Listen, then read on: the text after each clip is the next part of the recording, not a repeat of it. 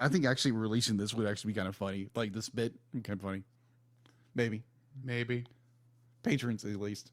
Let them hear. No, we do this in reverse. This gets put out to the main feed while the patrons only get. Oh no! No. That would be funny. That'd be funny. Agreed. Hey, folks, do you want to listen to Jacob and Drew talk about season 6 of X-Men the Animated Series? I mean X-Men 97. Then pay us $5. And you can hear all of this that you want. Yes. You know what? Fun fact, I may just put this at the beginning of our End of Evangelion episode. Yes. This is your commercial, folks. Yes, exactly.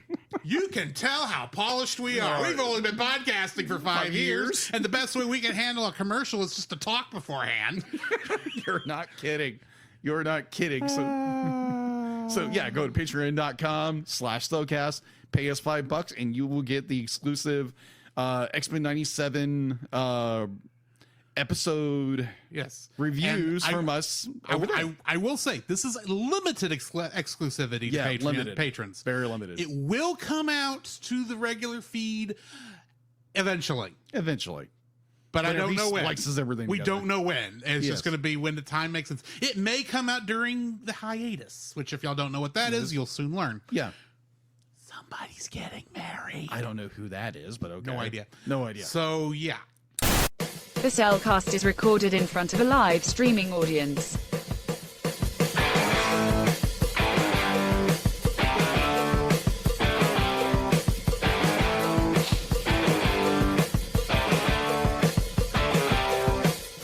Hello and welcome to another episode of The Cellcast. Joining me today is a man who, well, just doesn't want you to throw him in a briar patch. Welcome, Jacob. Ouch, because they get everywhere and it's like pokes and everything, just stings and kind of like sand. No thanks. Why, thank you. Let me introduce our co-host, a man who was just looking for some good rabbit stew. Welcome, Drew. Rabbit stew. Rabbit stew. I don't want it with carrots because I hate carrots. Carrots for me are like what broccoli is for you, by the way. I got you. If you didn't know. Okay, fair enough. Yeah, and for all you folks at home, so Jacob does not like broccoli. No, I don't. I do not like carrots. Dude. Do not send us any. I'd be like, just saying that, I guarantee we will get some kind of vegetable something sent our way. It's like, hey, what's your address? Oh, it's da-da-da-da-da. Send it over to the next city. Oh, Jiminy. I don't like both. I jumped the gun there. Fly me to the moon. Yeah. So, yeah, we are reviewing, of all things, Song of the South. This movie came out in the late 1940s. 1946. And is one of the most controversial films Disney's ever released. And it's so controversial that modern Disney will not release it on home video. Or stream it. That's kind of the same thing. Yeah. So, yeah, we're going to get into it and actually talk about whether or not it's really that bad. Yeah. If it's a good film, or is it a bad film, or is it in the middle? So, and bear in mind, these are our opinions. If you disagree with us, that's fine. Yeah. If you get offended by this film for any reason, that's fine. Yeah. You don't have to, we do not have to agree. Yeah. And I apologize for offending you. I don't apologize for my opinion, but I do apologize for offending you. Never our intention. No. Never our intention to cause offense. And there again, be like if you've never seen the film and you be like, maybe, oh my gosh, I've heard all these terrible things about this film. Find it. We're not going to tell you where to find it. Yeah, go find it. Because we have a friend of a friend of a friend of a friend of a friend of a friend get a copy of VHS version for us. Yes. Yes. So go find the film wherever you can find it, because obviously Disney is not going to release this film. Not anytime soon. Not anytime soon. We don't know. Maybe in the future they might. Who knows? We say that now, and you know what's going to happen. What? Tomorrow. No. They'll wait till Monday because tomorrow's the weekend. Yeah. The day after this episode releases into the wild, yeah, Disney will say, by the way, new on Disney Plus this week, the movie we never said we'd do. Oh, wow. But yeah, so go out there, find the film for yourself, get your own opinion about the film, then come back and tell us what you think of the film. Certified fresh and spoiler free. So this is my 1.5 time seeing this. 1.5. Yeah, there's a thing you've never heard. A 1.5. Because I've heard before, yes. Yeah, here's the thing. Yeah. I've seen the animated half of this film before. Fair. Because it was released on or was shown on Disney Channel, I think, at one time. Just the animated spots, not the live action stuff. Yeah.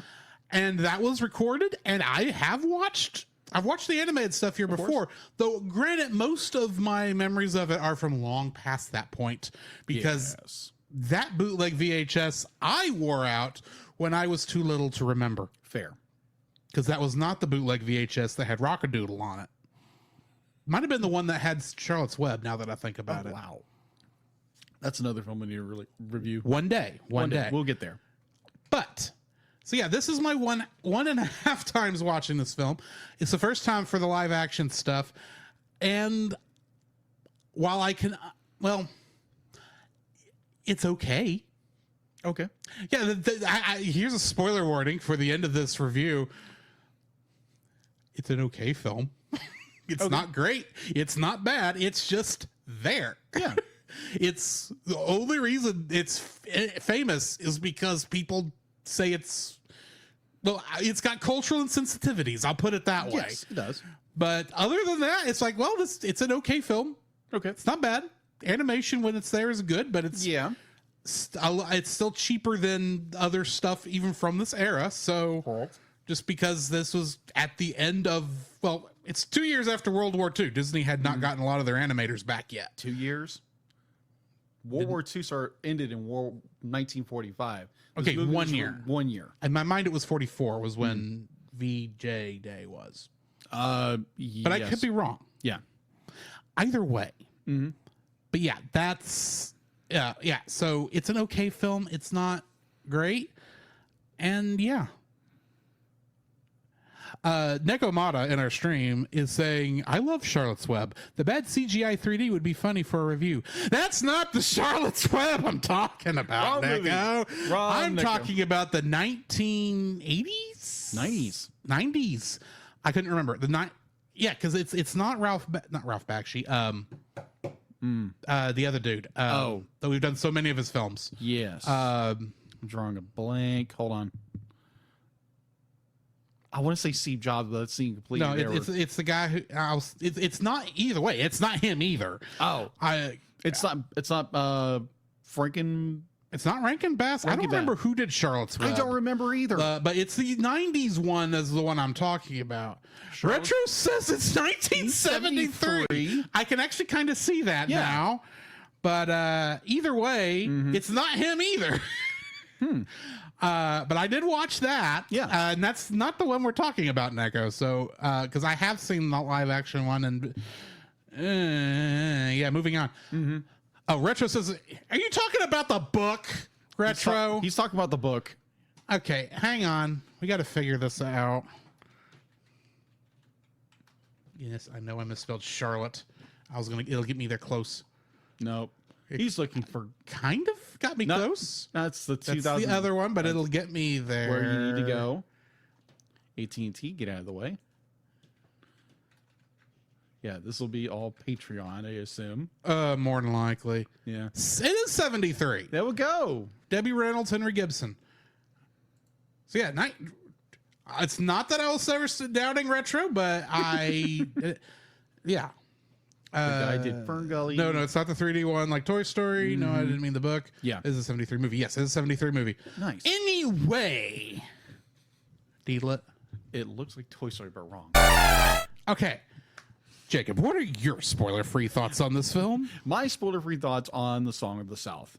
Now, I had heard of this film probably about the 90s because there again, I was a wee little lad in the 80s, and you start hearing things about the Song of the South and like zippity-doo-dah, zippity-day. Oh my, what a wonderful day. Yeah. So I heard about this song. I had heard about this movie called Song of the South. You couldn't see it anywhere. And apparently it was controversial. It is controversial. Now, sorry, go ahead.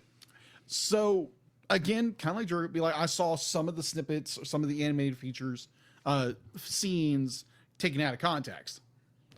So this is my first time watching this film in its fully, in its entirety. And I just say, like, it's not the greatest film ever. It's a good film in some aspects. There are some aspects where you're like, okay, maybe a little dated here and there, maybe a little insensitive here, maybe a little here, a little there, something like that. It's not as bad as the 80s have been. No. Putting that out there. Yeah, personally, I enjoyed it for like the character of definitely Uncle Remus. I love that character. Oh my gosh. But just his character alone and the actor. Oh my gosh, he brought it. Like he even got an Academy Award for this? Yeah. This is an Academy Award winning film, guys. Exactly. From one of the first Academy Awards. Uh-huh. Just think about that for it's not the first one Disney ever won, because that technically goes to Snow White and the Seven Dwarfs for a special achievement, and they literally gave him like his Oscar. The Oscar for that was one big statue with seven little smaller ones next to it. Yes, but anyway, yeah, there are parts of the movies I really enjoy. I can see where the problem with this film is, but overall, I enjoyed it for the most part. It's not the greatest film ever. It's kind of like a meh, like Drew said, but I enjoyed it for what it is. Mm-hmm. So that's what I've got. Now there is one other small thing we know, at least the name Song of the South from, because we are both 90s kids who listened to country music. Yes. Growing up. Yeah. Because there was a song by Alabama called Song of the South. Yes, I agree. Sweet potato pie, and I shut my mouth. Yeah. Gone with the wind, ain't nobody looking back again. And I have wondered. I stumbled across that in my research. Oh, yeah, forgot about that song. I have so wondered if the Song of the South that's mentioned in that song actually is referring to this movie, since the third line of that is referring to Gone with the Wind. That is true. But I could not find anything that connected the two. Huh.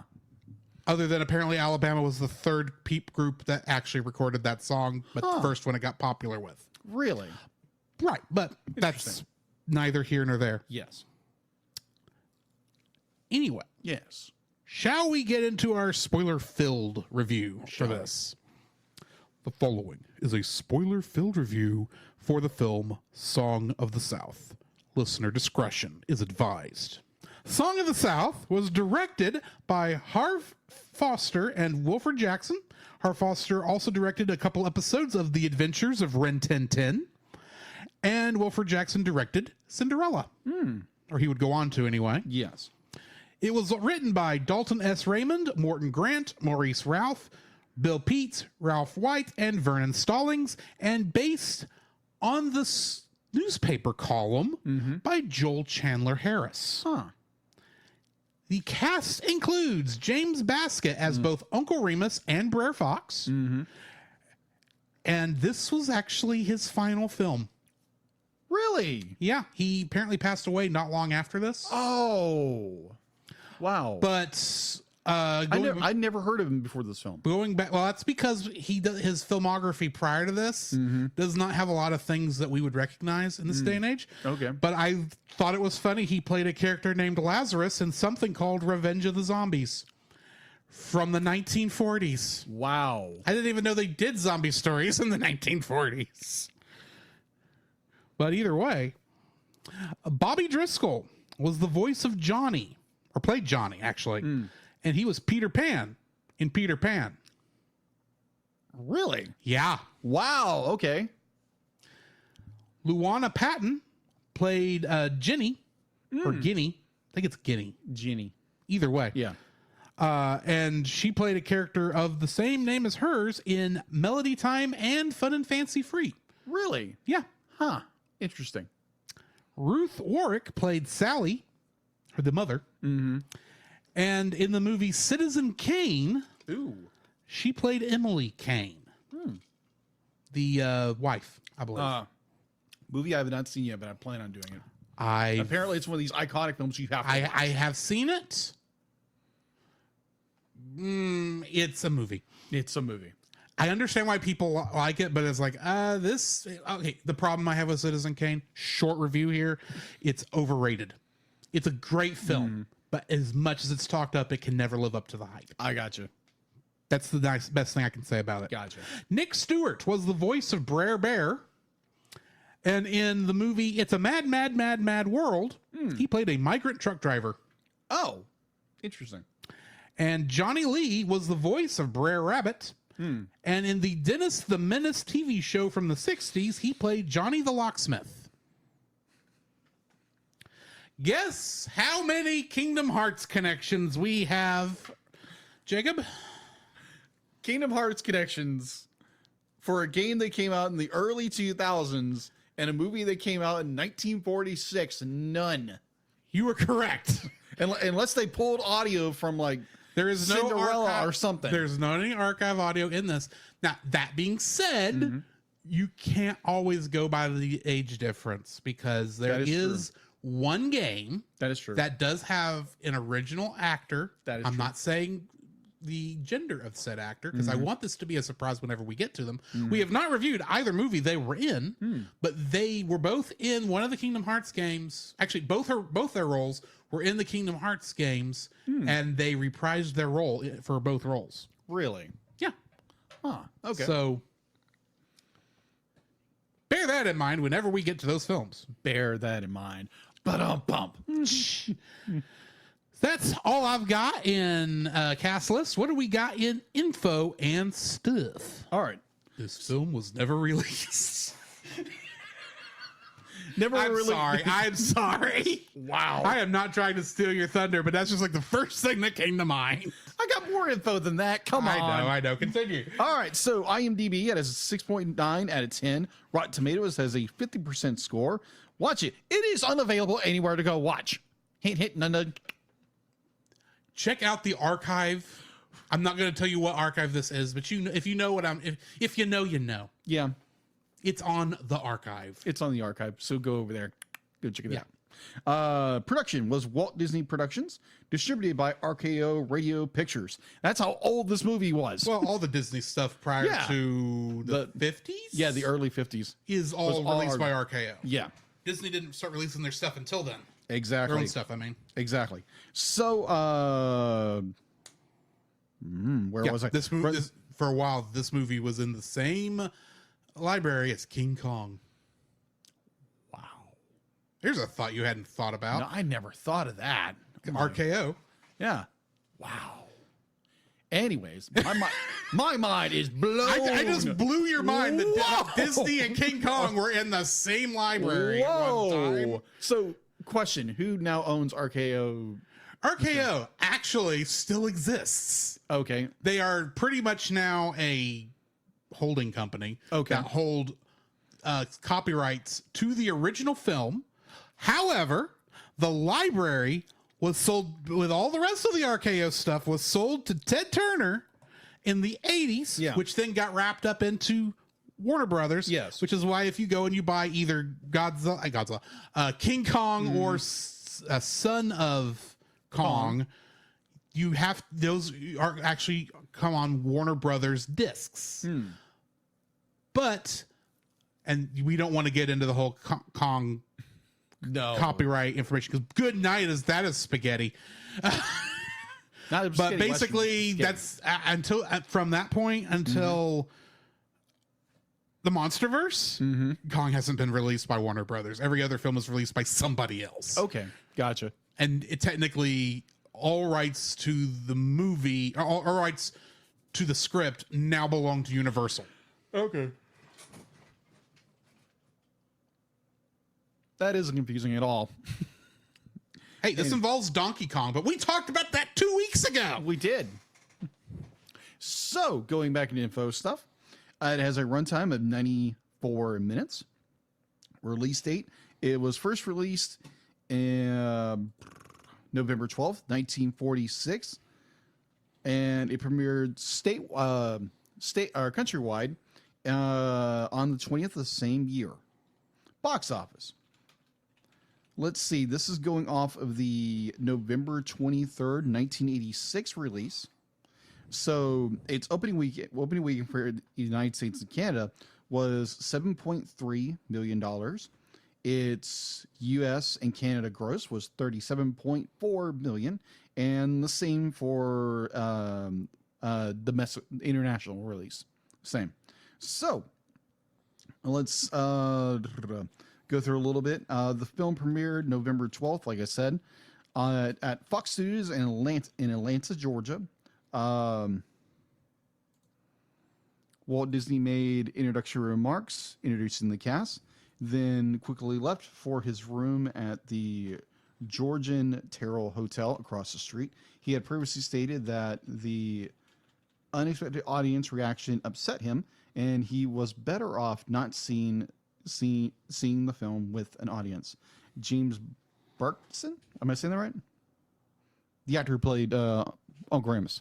Hang on. My thing had gone to sleep. It's good. James Baskett.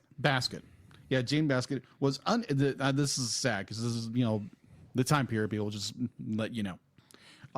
James Baskett was unable to attend the premiere of his own film because he would not be allowed to participate in any kind of festival in Atlanta, Georgia, due to was when the city was racially segregated. So just to let you know, that was the time period. That's what happened.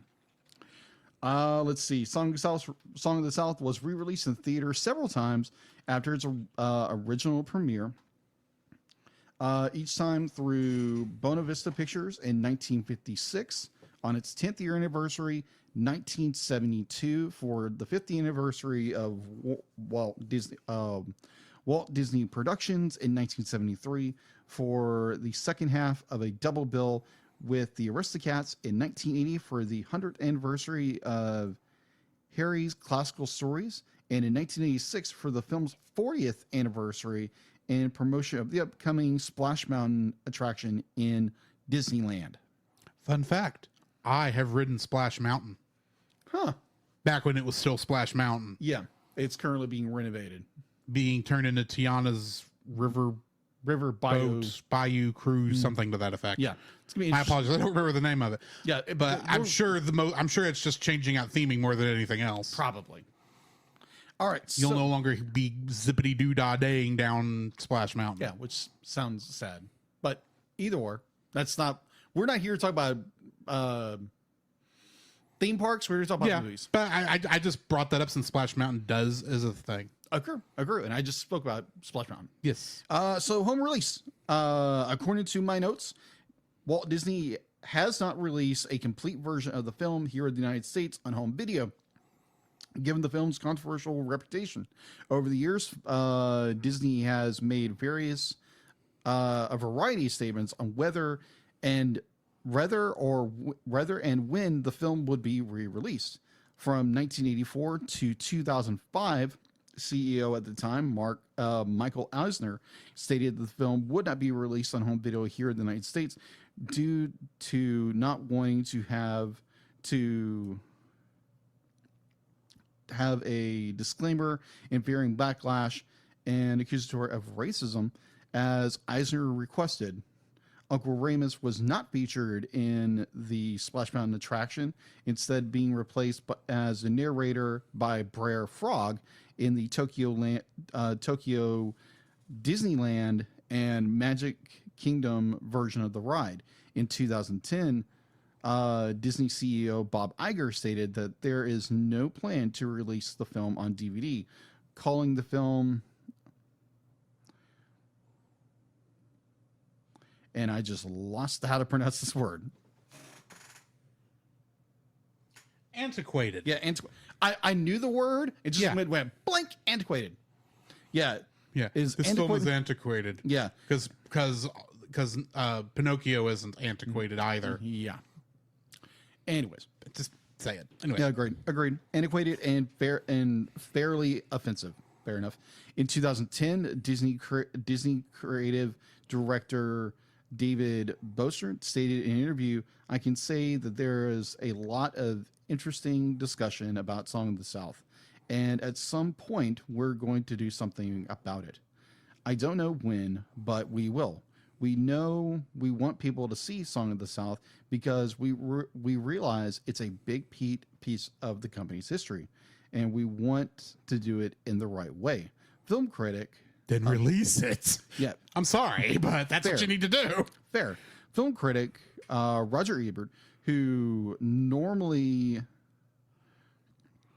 despises any attempt to keep films away from audiences, supports the non-release of the film, arguing that Disney films have become a part of the consciousness of American children who take films more literally than adults.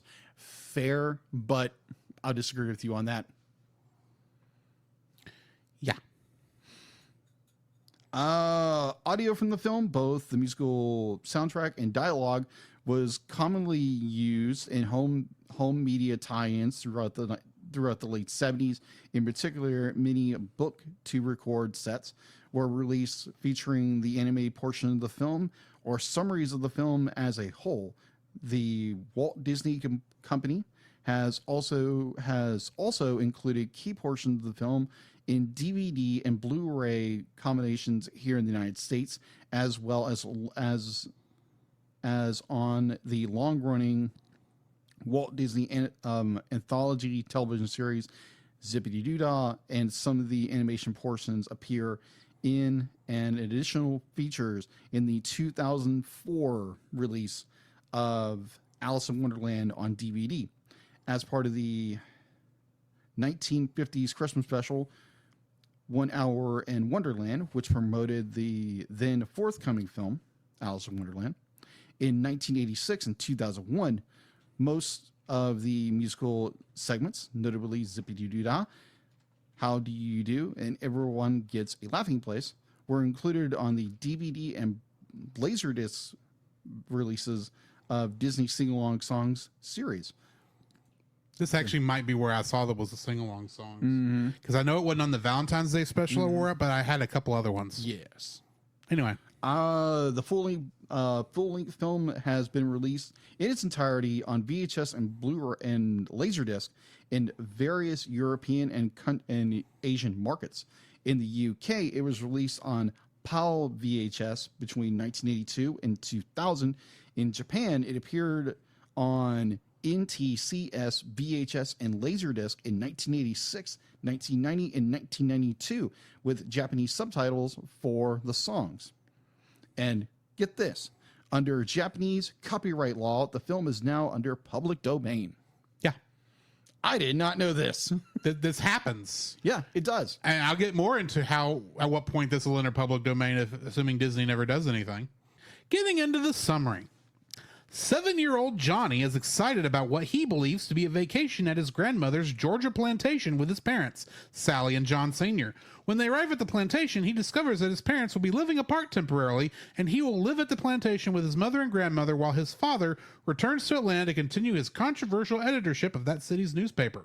Distraught at his father's departure, Johnny secretly tries to leave for Atlanta that night with a bag. It's not the word to use, but I'm saying a bag because I don't know how to actually say that word. Okay. As Johnny sneaks away from the plantation, he discovers Uncle Remus telling tales of a character named Briar Rabbit to other sharecroppers on the plantation.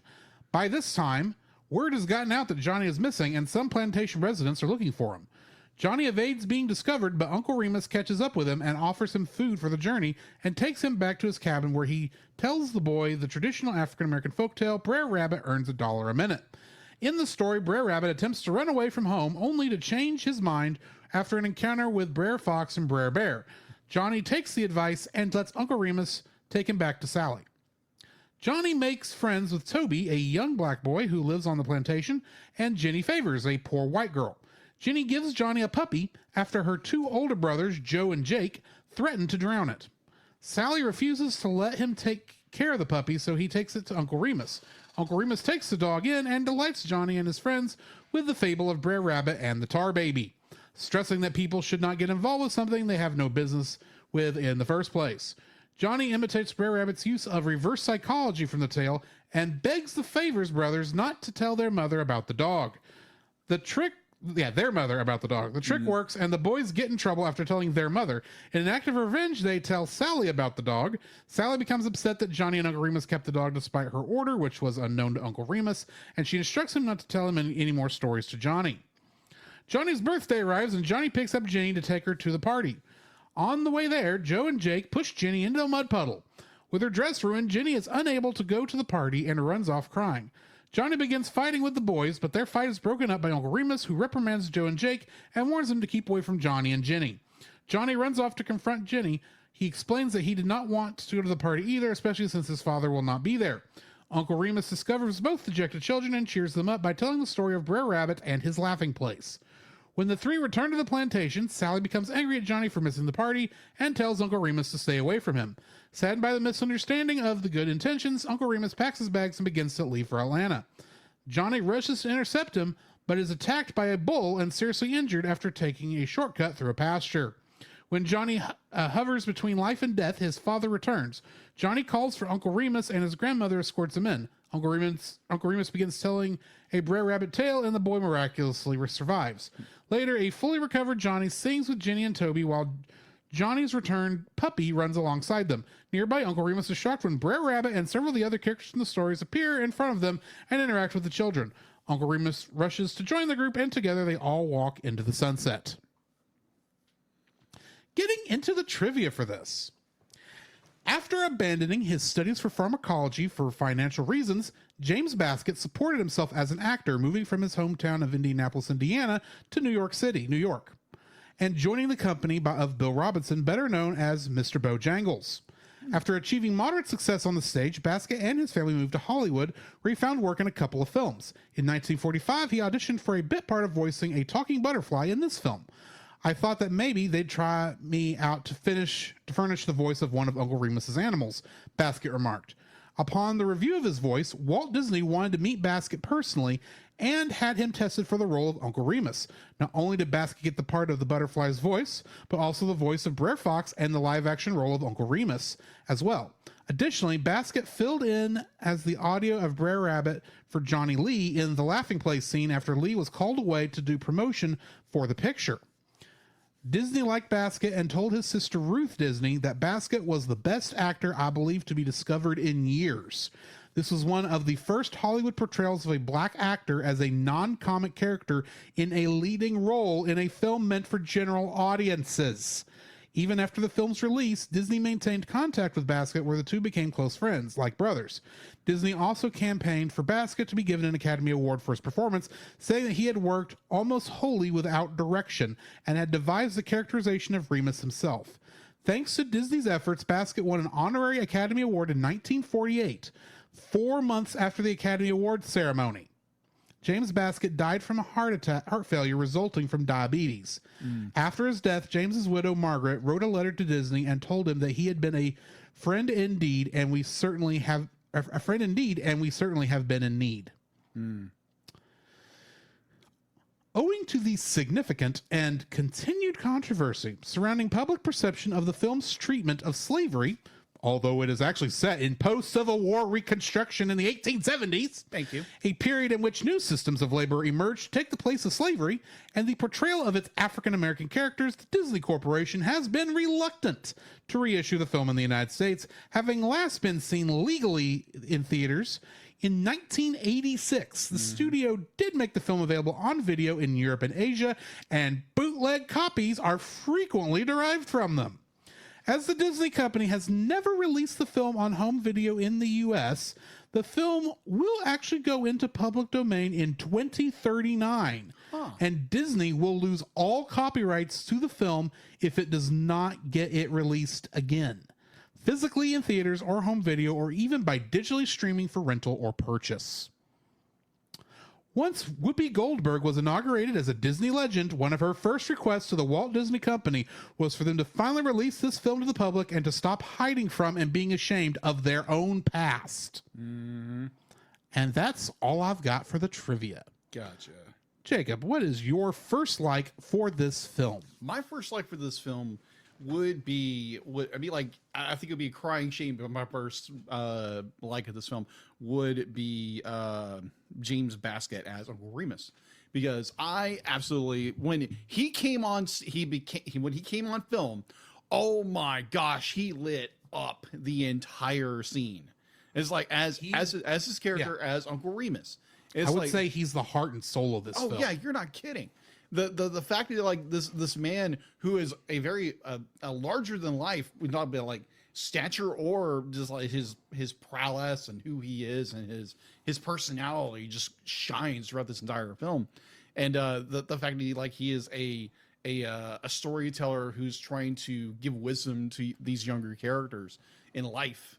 Like little Johnny, he's so conflicted with everything, and Uncle Remus comes along with this gentle, loving, compassionate older man who just kind of mentors this young man and tries to teach him different ways of like the stuff that he learned as a child and passing that knowledge on to a different generation, which I love. It was so fun. And there again, this is a 1946 film, and it's just done so, oh my gosh, I haven't seen performances like that in forever. Oh my gosh. Be like, yeah, we have more modern stuff like that you have just actors who come in and just pull the role and make it their own, and they just shine every single frame they're in. And that is James Baskett in a nutshell. This man was dynamite every time. Be like, he came into frame, I smiled. It's okay. What's going to happen with his mannerisms, the way he speaks, the way he like walks into a scene, and how joyful and everything about his performance I loved. It was so good. So yes, James Baskett's performance as Uncle Remus was fantastic. Wonderful. You know, I'm going to dovetail off that, and that's going to be my first like also, because honestly, he is the starring role for this film. Everything else really is centered around him.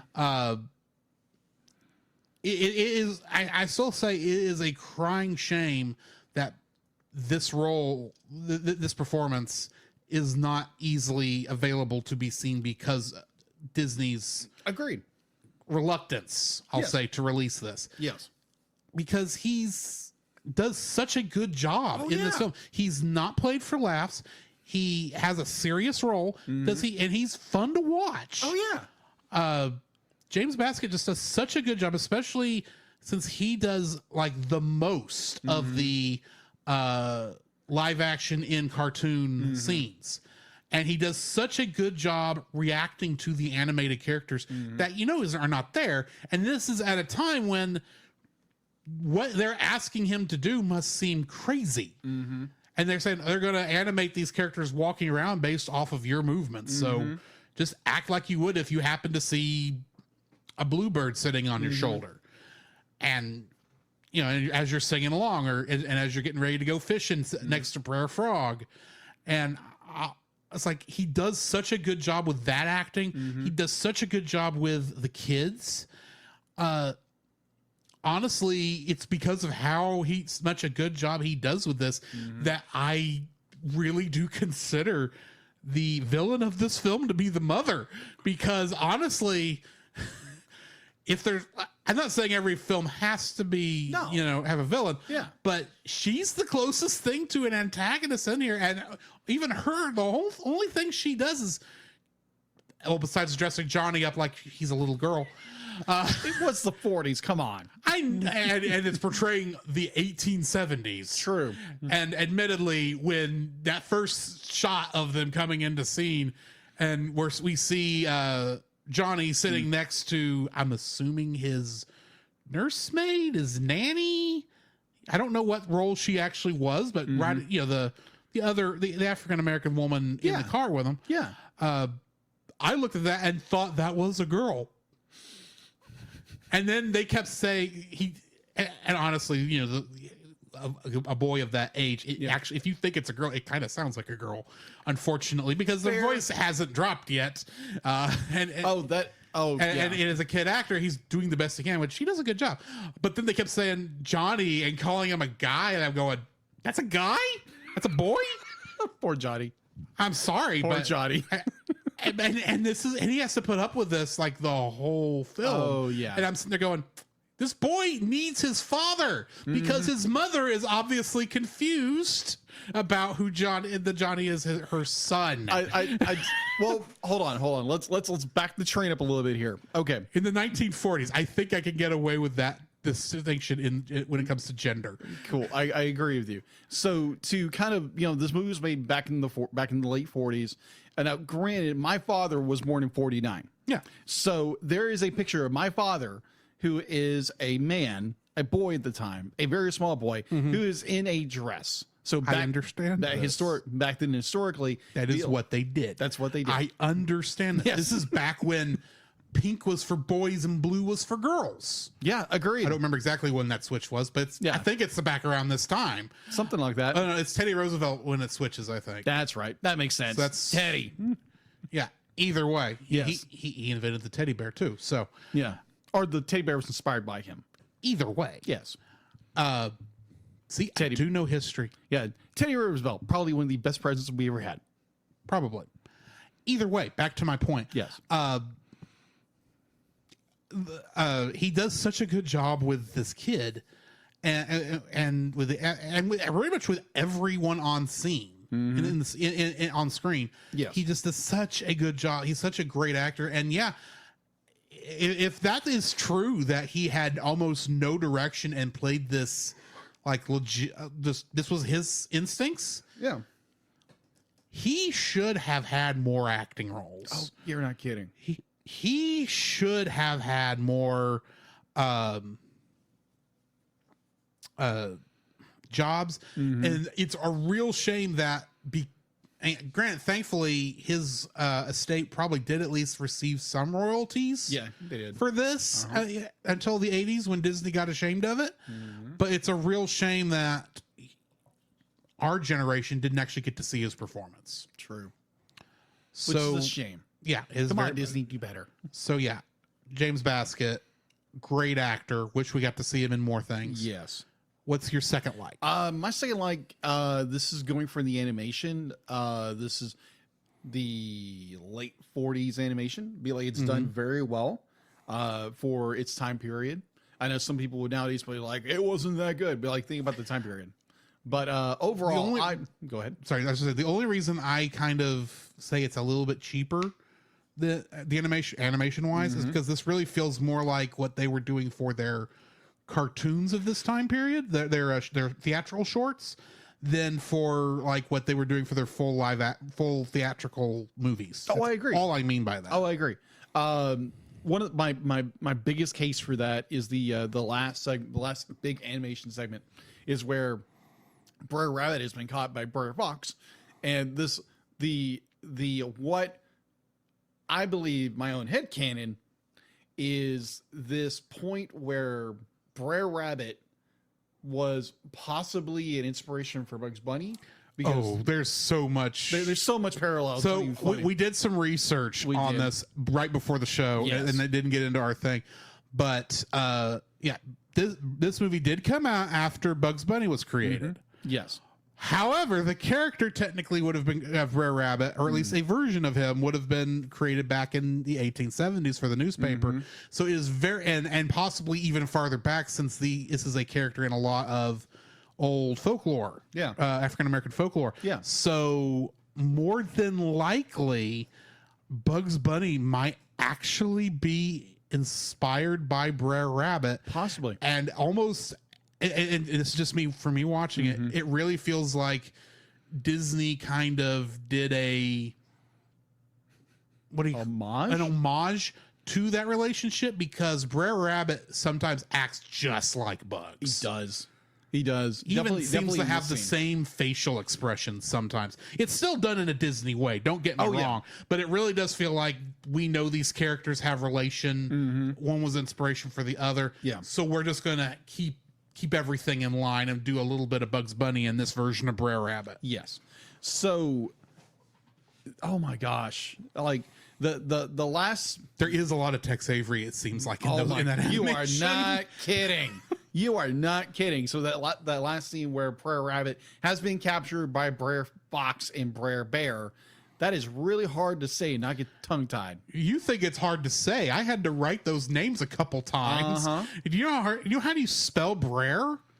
BR''ER. Yeah, Briar. And it's short for brother.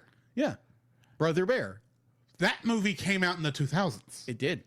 I wonder if there's connection. Probably. I haven't watched the movie Brother Bear, but if he goes in and says, I'm gonna knock his head clean off, I will go, I know what this is in relation to. I get that reference. I think I got that right. But that last full animated segment where Briar Rabbit has been captured, and the cleverness of the animation in it, the way that Briar Rabbit is very cleverly, very Bugs Bunny like, trying to get out of a situation where he is trying to confuse Briar Fox and Briar Bear into. Like it was that hard to confuse Briar Bear. That is so true. I mean, like I love these characters in so many micro ways, but Briar Rabbit is just like in the entirety. Be like, yeah, he learns from his mistakes, obviously, but you have this like overly like cleverness. He's going to out-juke his opponents by using reverse psychology on them in order to make them do what he wants them to do, just like Bugs Bunny. Bugs Bunny does. All the freaking That's Bugs Bunny in a nutshell. That's how he beat Elmer Fudd half the time. Or Daffy Duck. Wabbit season, duck season, wabbit season, duck season, wabbit season, wabbit season, duck season, wabbit season, duck season, fire boom. Yes. I need someone to edit the video from this with the audio from that. So I find that very clever. Definitely when the don't throw me in the briar patch scene. I love it because it's so well written. It's got the Tex Avery wipe all over it, and it's so beautifully done. And there again, be like, I know Disney will never do it, but I wish they would go back and kind of do these in more modern animation, but they'll probably never do it. But this, like, in its isolated itself, this scene is so well done because you get to see the brilliance of Briar Rabbit and the utter befuddlement of Briar. Be like, bro, Briar Fox be like, he wants his rabbit, and then you have poor Briar Bear, who is, hate to say it, he's dumber than a brick of a character. He's the Goofy of this, except Goofy was smarter. That is true. And so Briar Fox would be Donald? Yeah. Yeah, he's kind of a Donald. And I can see Briar Rabbit as Mickey. Yeah. The earlier Mickey, not the modern, cleaned up, whitewashed Mickey. Yeah, true. But the corporate Mickey. Corporate Mickey. Yeah. That's what it is. It's corporate Mickey. It's corporate Mickey. There we go. But this is, oh my gosh, I love this entire segment. It's so well done. And definitely how Uncle Remus kind of weaves his story and tells these kids like these very important moral lessons that they need to hear, even though be like he cannot help himself but speak, kind of like the apostles say in Acts, where like we cannot help ourselves but speak of what Christ has done. So in that way, be like you're telling a story which you can't be like. Imagine if you got a story to tell, or someone's this bit of information that's going to help somebody, and you just can't help but say it. That's Uncle Remus to a T. Yeah. He is a bona fide storyteller who cannot help but tell stories. And I love this last segment. The animation is good, and this scene is just done so incredibly well. So yeah, that's my second like. My second like for this is related because the animation in this is good. It's very good. But the memorable one for me, I'm sorry, is going to be the Tar Baby. Tar Baby. Oh, poor Briar Bear. Oh my gosh. How? First off, this is the longest of them. Yes, it's so long that they actually split it in the middle. So for a quick live action scene before they come back into it. But yeah, this is my favorite one.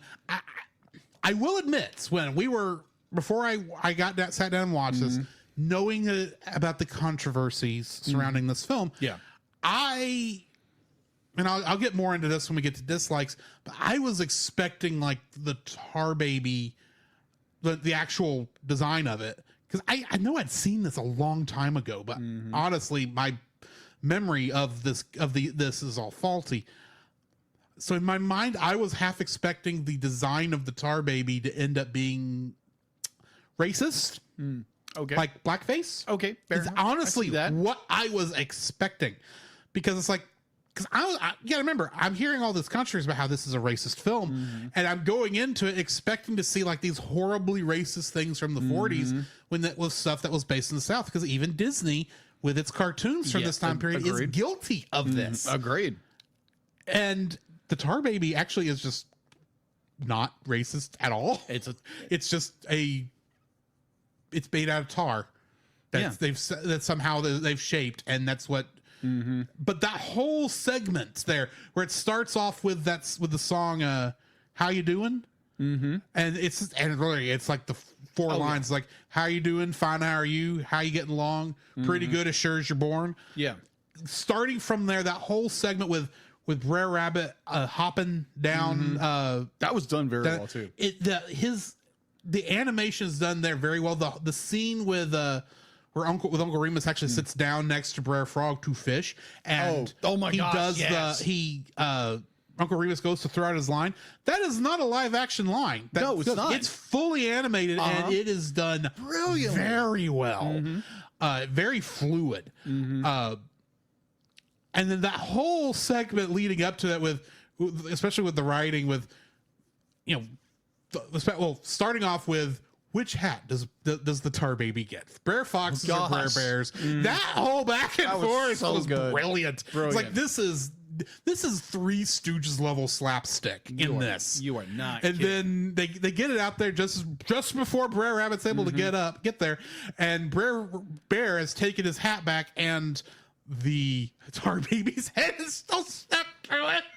And so Brer Fox is looking back at the Tar Baby with just the broom handle, I'm assuming that was like the structure. He just sees that and realizes, oh crud, and sees that Brer Bear's wearing the hat with the Tar Baby head still in it.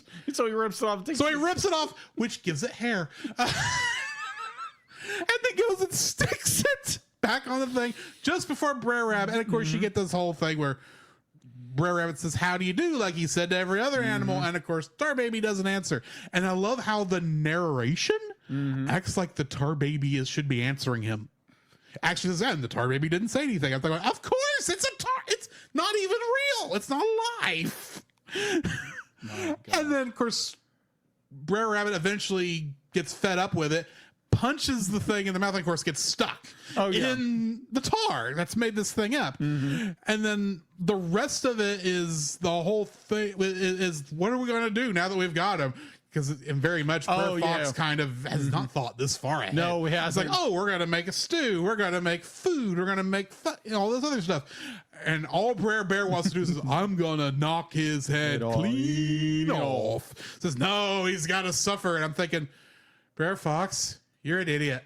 Because if you just let Brer Bear do what he wants to do, Brer Rabbit's done. This is a short movie. If you'd have just let Brer Bear do what he wanted to do.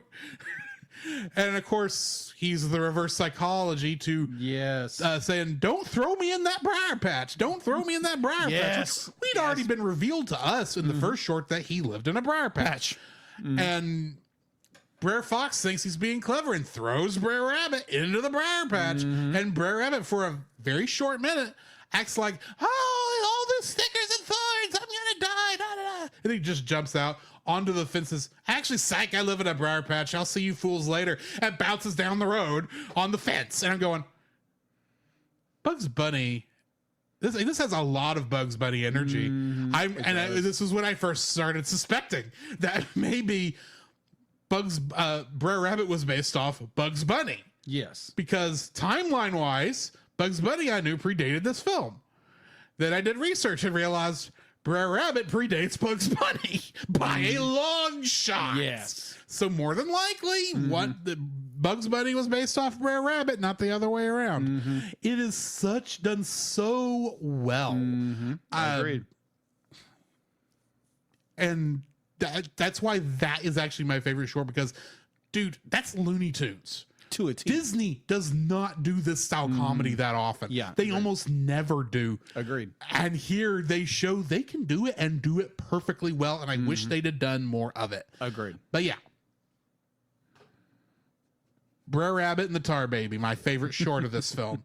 And like we said, the animation in this is spectacular. Agreed. So what is your third like? My third like, oh my gosh. There's parts of the story I like here and there. Be like it's not, because the focus of this film is the animation parts. Yeah, for the most part. It really feels like they wanted to do a fully animated Brer Rabbit film. I've looked this up. This is not exactly how it went, or at least they knew they couldn't do a fully Brer animated film because they would not have enough animators. Yeah. Because like you said, this is a year after World War II. A lot of their animators probably hadn't even made it back to the United States yet. Yeah, exactly. We know there's like, 4 other movies that are in production at Disney right now, including one we've already reviewed, Ichabod and Mr. Toad. Yes.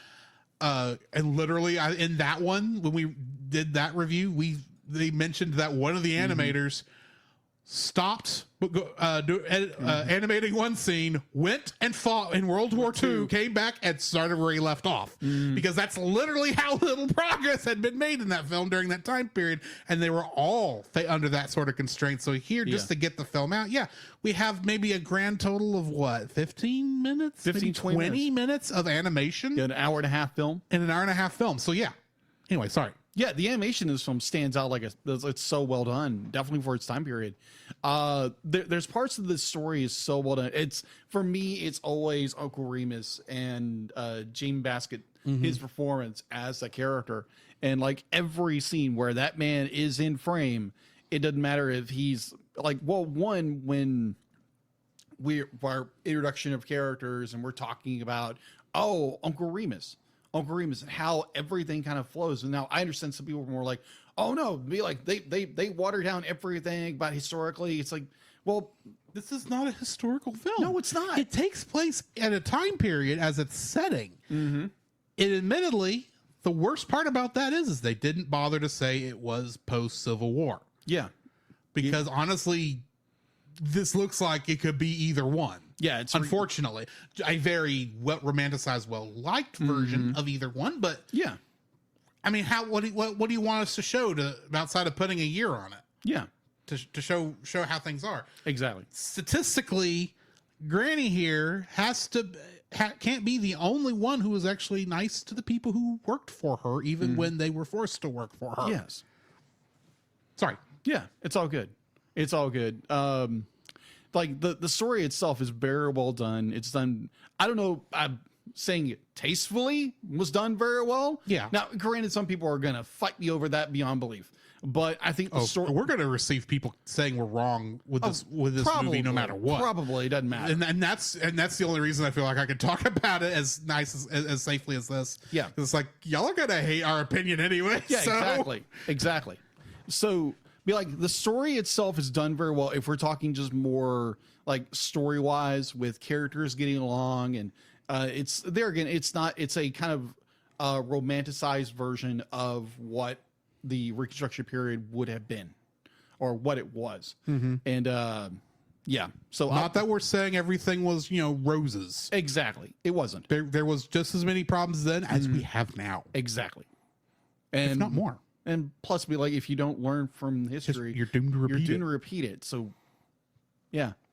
And like Drew said, be like, there are things in the Disney vault during this time period. There are things Disney's released since then I think actually are more culturally insensitive to black people. You're not kidding.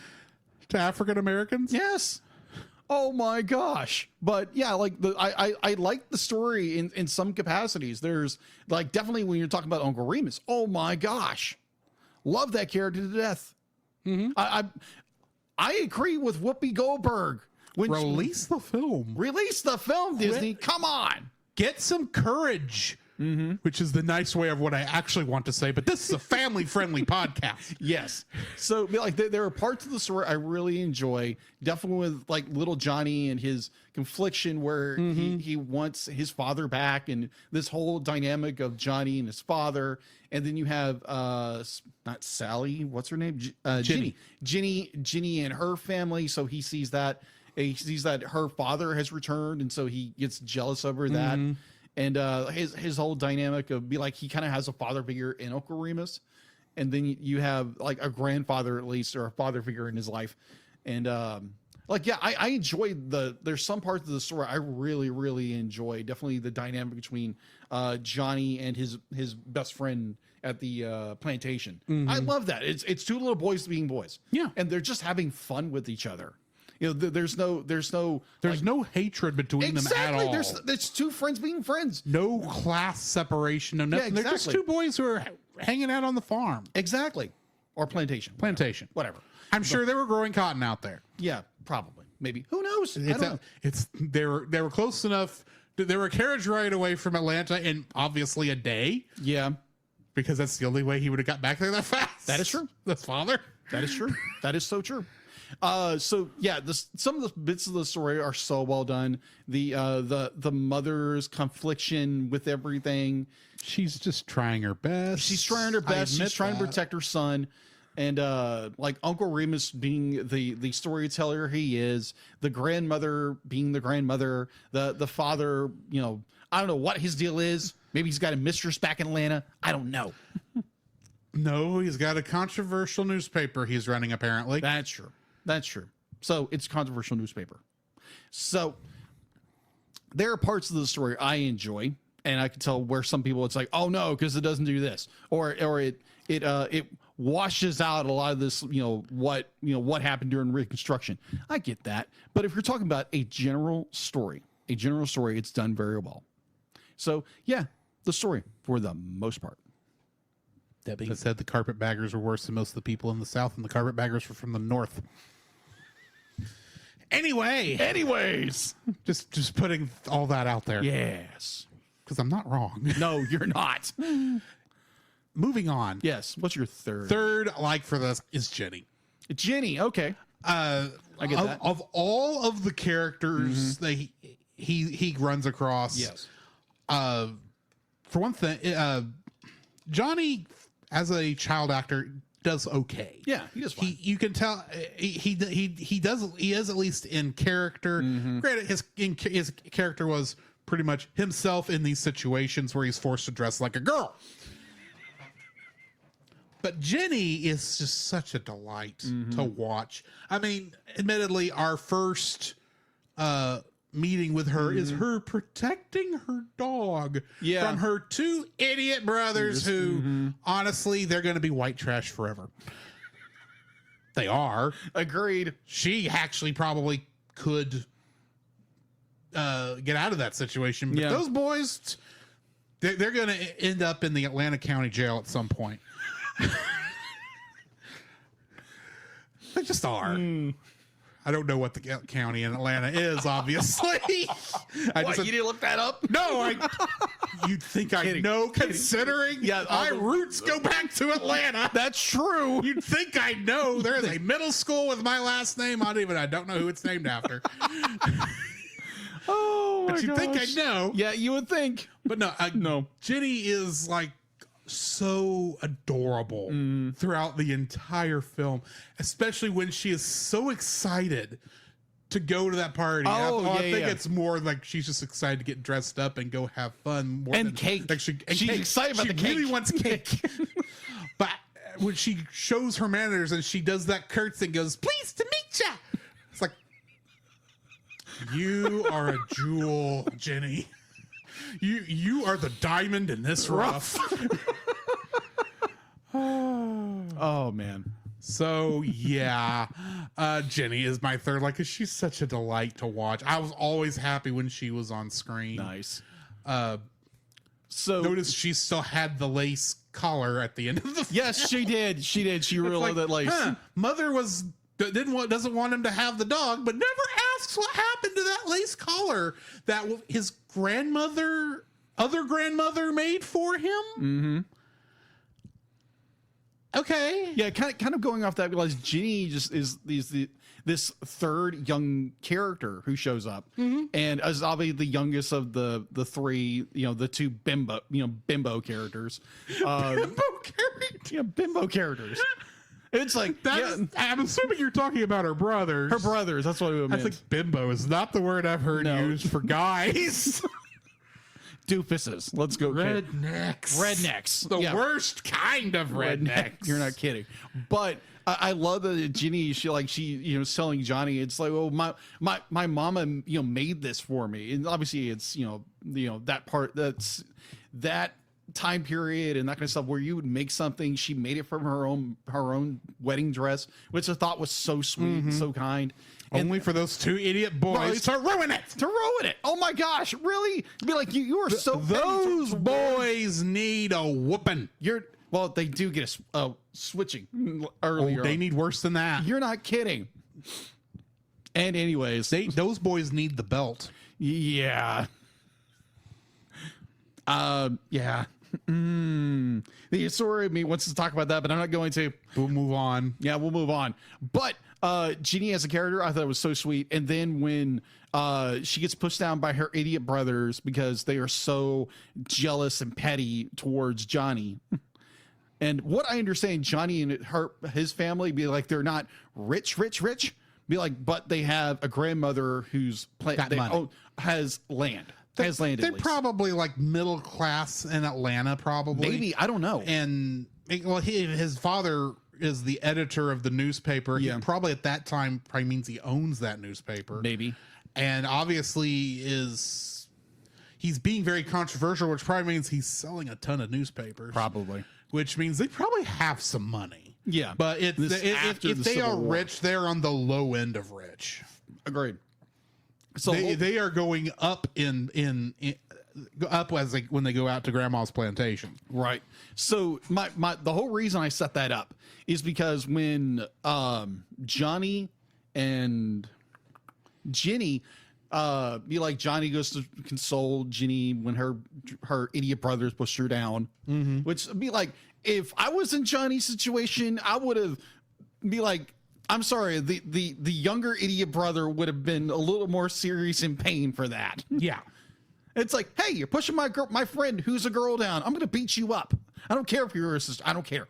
But the point where Uncle Remus shows up and he tells the other story, and the money shot for the actors who played Ginny, she looks up and those little blue eyes, and they're like she's crying. It's like just money shot. Oh my gosh, beautiful shot, beautiful one. And they do it twice in the same scene. It's done beautifully. And there again, these are child actors. They're not professionally, they're professional in a child sense from the 1940s, where it was like, oh, because you're this, or you be like, because your parents are this or this or this or this. Like, it was just done so wonderfully. So wonderful. And it's just like how it's shot and set up and the whole bit. It's great. I thought it was great. And I'll get into something of my dislikes by Ginny in a little bit later. But yeah, I agree. It's a great little actress. And when she comes on scene, it's just so freaking cute. Either or. That is your third dislike? Yes. All right. So let's get into our dislikes. Indeed. What is your first dislike? My dislike, okay, so we raved and just gushed all over the animation of this movie, right? Yeah. There again, this is a nitpick. Yeah. Nitpick. Kind of like Briar Rabbit in the Briar Patch. Little bit of nitpick, and it's when Uncle Remus and all the other live action actors interact with the animated characters. Yeah. There's it doesn't really, it flows, but it doesn't. Like, yeah, there are some scenes where it works, others it doesn't. There again, we're working in the 1940s here. And this is only like the second or third film to have this mix of animation and live action. Yes. The only other ones I can think of, if this even counts, technically would be, King Kong's got stop motion animation and live acting on screen where it's composited in there, but those are not, on most cases, directly interacting. This is like the third. What I mean is like, yeah, characters are interacting with actors back and forth. Yeah. And yeah, this is only the third time this has ever been done. So yeah, just be like, second or third time. There again, be like, it's new technology. They're still learning. And there's little issues like where Uncle Remus is looking, maybe like the bird is off by a C or this or this. And so in that same, be like, there's little animation there. It's a little bit off, but there again, it's new technology. The fun part of that is like, I think at the very end when the dog comes back, thankfully the dog didn't get drowned by the idiot brothers. I'm fairly certain that them telling their mother is what allowed that dog to survive when it went back to Jenny's house. Probably. But that scene where the dog is like the dog and the frog are interacting, because I love that little bit of animation. That is so well done, because they just track where the dog, like it's like, oh, here, and they drew the animation where the dog was following the frog. I thought it was great. So there again, my first is a nitpick, because there again, it's brand new animation. They're still learning, and in some weird ways and some more modern, it looks better, just a little bit, looks a little better than sometimes nowadays. Just saying. What's your first dislike? Chekhov's bowl. You're not kidding. Chekhov's bowl. And for those of you who don't know, I'm actually referring to Chekhov's gun. Yes. Which is a trope that states if you see a gun on stage in Act 1, it will go off in Act 3. Yeah, and this movie does. Except here, it's a bull. Yeah. And first, for one thing, this is the most calm bull. You're not kidding. It's like, are you sure this is not a cow that you have tied bull horns to? Because it kind of looks like you tied bull horns to a cow.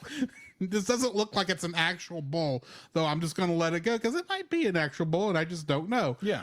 But good night. The minute they showed that bull on screen, you knew it was coming. Like, this kid's going to get gored.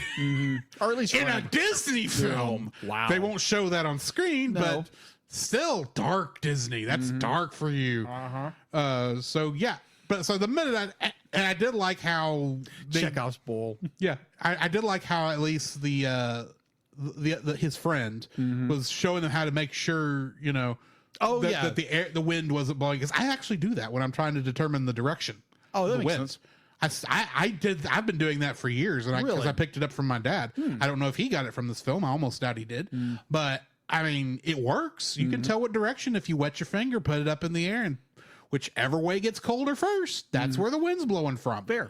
If you're ever trying to figure it out and you can't tell just naturally. Yeah. But yeah, I like how they showed that, because it's like, that's the first time I've seen this on screen.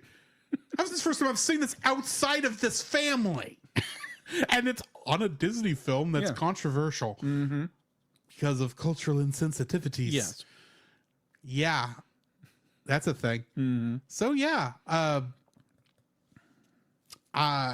Chekhov's bull is my first dislike, because man, is it ever obvious. Now, granted, at this time, it may not have been as obvious to most people. Probably and not. admittedly, me and you have seen a lot of films, and so we see these tropes so many times we can see them coming before they happen. I saw it coming. It used to be like the little friend points him out, and it's like, oh yeah, you don't want to. It's like, really. Be like, you can't be more subtle. We're just waiting now for when the boy is going to run across the field and get chased by the bull. Which obviously in the footage you can tell where the bull. You can tell it's two different shots. It's in two different shots, and always the bull's like, here's Johnny and here's the bull right here. And they were never in the field at the same time. Or because of course they wouldn't be. Of course they wouldn't. But they don't do anything to really make it appear that they are. Yeah. All right. So going in my second dislike. Second dislike. Jenny's muddy dress. So here's my point. You mean where it looks like someone spilled applesauce on it and called it mud? In some cases, yes. Because it doesn't look like mud. Okay, so be like you have the point where her idiot brothers push her down because they're so jealous of Johnny. And there again, be like the boy number 2 would have got his head knocked in. Let's just say that. Did that to a friend of mine. But he got their head knocked in. Let's say that. But be like she runs off. The patterns where the mud is different. And so by the time we get to her again, it's different. And so every other scene, the spots are different. They've dried or they're in different parts on the dress. Yeah. And the entire time, no one has decided, hey, let's bring this girl, up to the house, get her stuff cleaned, and get her something new to wear. But no, let's just have poor little Ginny running around in her mother's modified wedding dress. But what I'm getting there is the inconsistency within the shots to have Ginny's dress in the same consistency throughout it. Now, I understand it's early in cinema. This is the kind of thing you don't think about because this is more of a modern idea of consistency. And what is the word I'm looking for? Continuity. Yeah, you're looking for more continuity. And this was something back in the 40s, 30s, 40s, 50s, even the 60s. They didn't think about these things. But yeah, I'll be like, it's so just like, okay, did she fall into another mud pit or another puddle? And is this another dress? Or what's going on? Because they look different throughout the shots. So I just love the idea. I for some reason now have this mental picture that every time they had to reset up that shot, because it might have taken them a couple days to get through all those scenes. Oh yeah. And like every day it's like, okay, Jenny, or whatever the actress's name is, we got to do the scene, and of course we cleaned your dress, but we need to make sure your dress is muddy, so hold still, boop, push you right back down in the mud puddle. My gosh. That's probably not what happened. It's just a horrible thing that popped in my mind. But it's like, yeah, surely that, but obviously it's not what they did, because half the time that mud stain doesn't look like it's actually made with mud. That is true. It looks like applesauce. That is so true. But my second dislike is a nitpick that has plagued me through many films of this era. Perfectly good films have this issue, and it's the thing that bugs me but doesn't bug a lot of people. Yes. And that is the night filter. Oh, yeah. Because so many of these scenes are so obviously shot during the daytime. They put a filter on. They put a filter on to make it darker, except those are painfully, obviously sun beams in those shadows, not moon beams. It's so the shadows play differently, because shadows from moonlight generally are softer because the light's already reflected off the moon once, so it's not as strong as it was when it came off the sun. And I understand that, yeah, they probably could not have shot the stuff at night with that sort of that film's the era's equipment, because, well, for one thing, that's from what I remember, they almost had no iris, no aperture, and they definitely don't have a shutter. I mean, they have aperture. That's what it is. They can't control shutter because the shutter still has to go at 27 frames per second, I believe, is what films this time period were doing, which was literally. Which, if you ever are curious why they determined such a random number for how many frames per second film needed to be, here's a fun little piece of trivia. That was about the average speed most people back in the early days of film that the operators would when they were having to hand crank the projector and hand crank the actual camera to actually turn all this stuff because they had no batteries. Yep. That was the average speed that the people worked. So it was about 27 frames per second, not 30, not 60. It was 27. That's about how long it took to that crank again to keep it steady. It's like 27 frames. It's purely a mechanical reason, and that is why to this day it's still 27.25 or something. It's some weird decimal number. Yes, because if it was obviously done in modern days, it would be a flat 30 or a flat, But either way, so I get that they probably could not actually film at night. Yeah. But it's just, I've seen so many films, modern era films, where I've seen what it looks like when you shoot at night, that it's painfully obvious these were shot during the day, just with a night filter put on it, and it is a thing that will bug me for probably for as long as I live. Much like I can always tell when they have a rear projected screen on something. It's just obvious to me, and it's just nothing I can do about it. So yeah, it's a thing that bugs me. That's why I put it as my second dislike. What's your third dislike? My second dislike would be some of the editing choices. What you mean your third? Third, that's what I meant to say. I said second, but I meant third. Yes. Third dislike would be some of the editing choices in the film. Now, I'm not saying be like this film was like edited, or be like the film was edited, obviously, like every film is, but there's some like very weird jumps in editing where you have like Uncle Remus is talking with the grandmother, and it's just like either they didn't know how to edit this around, maybe there was like a flub here or a flub here in a dialogue, but they had to cut down some of the because there again, you're working with the technology from the late 1940s, and like some of the editing is just a little bit weird. There's some jumps here and there in editing, and there again, we're not dealing with 21st century technology here. We're dealing with early cinematic technology, so you're dealing with the technology you have and how to edit. But this is, I thought that was a little nitpick. Some of the editing was a little bit like wonky. Definitely that scene where Uncle Remus is talking with the grandmother.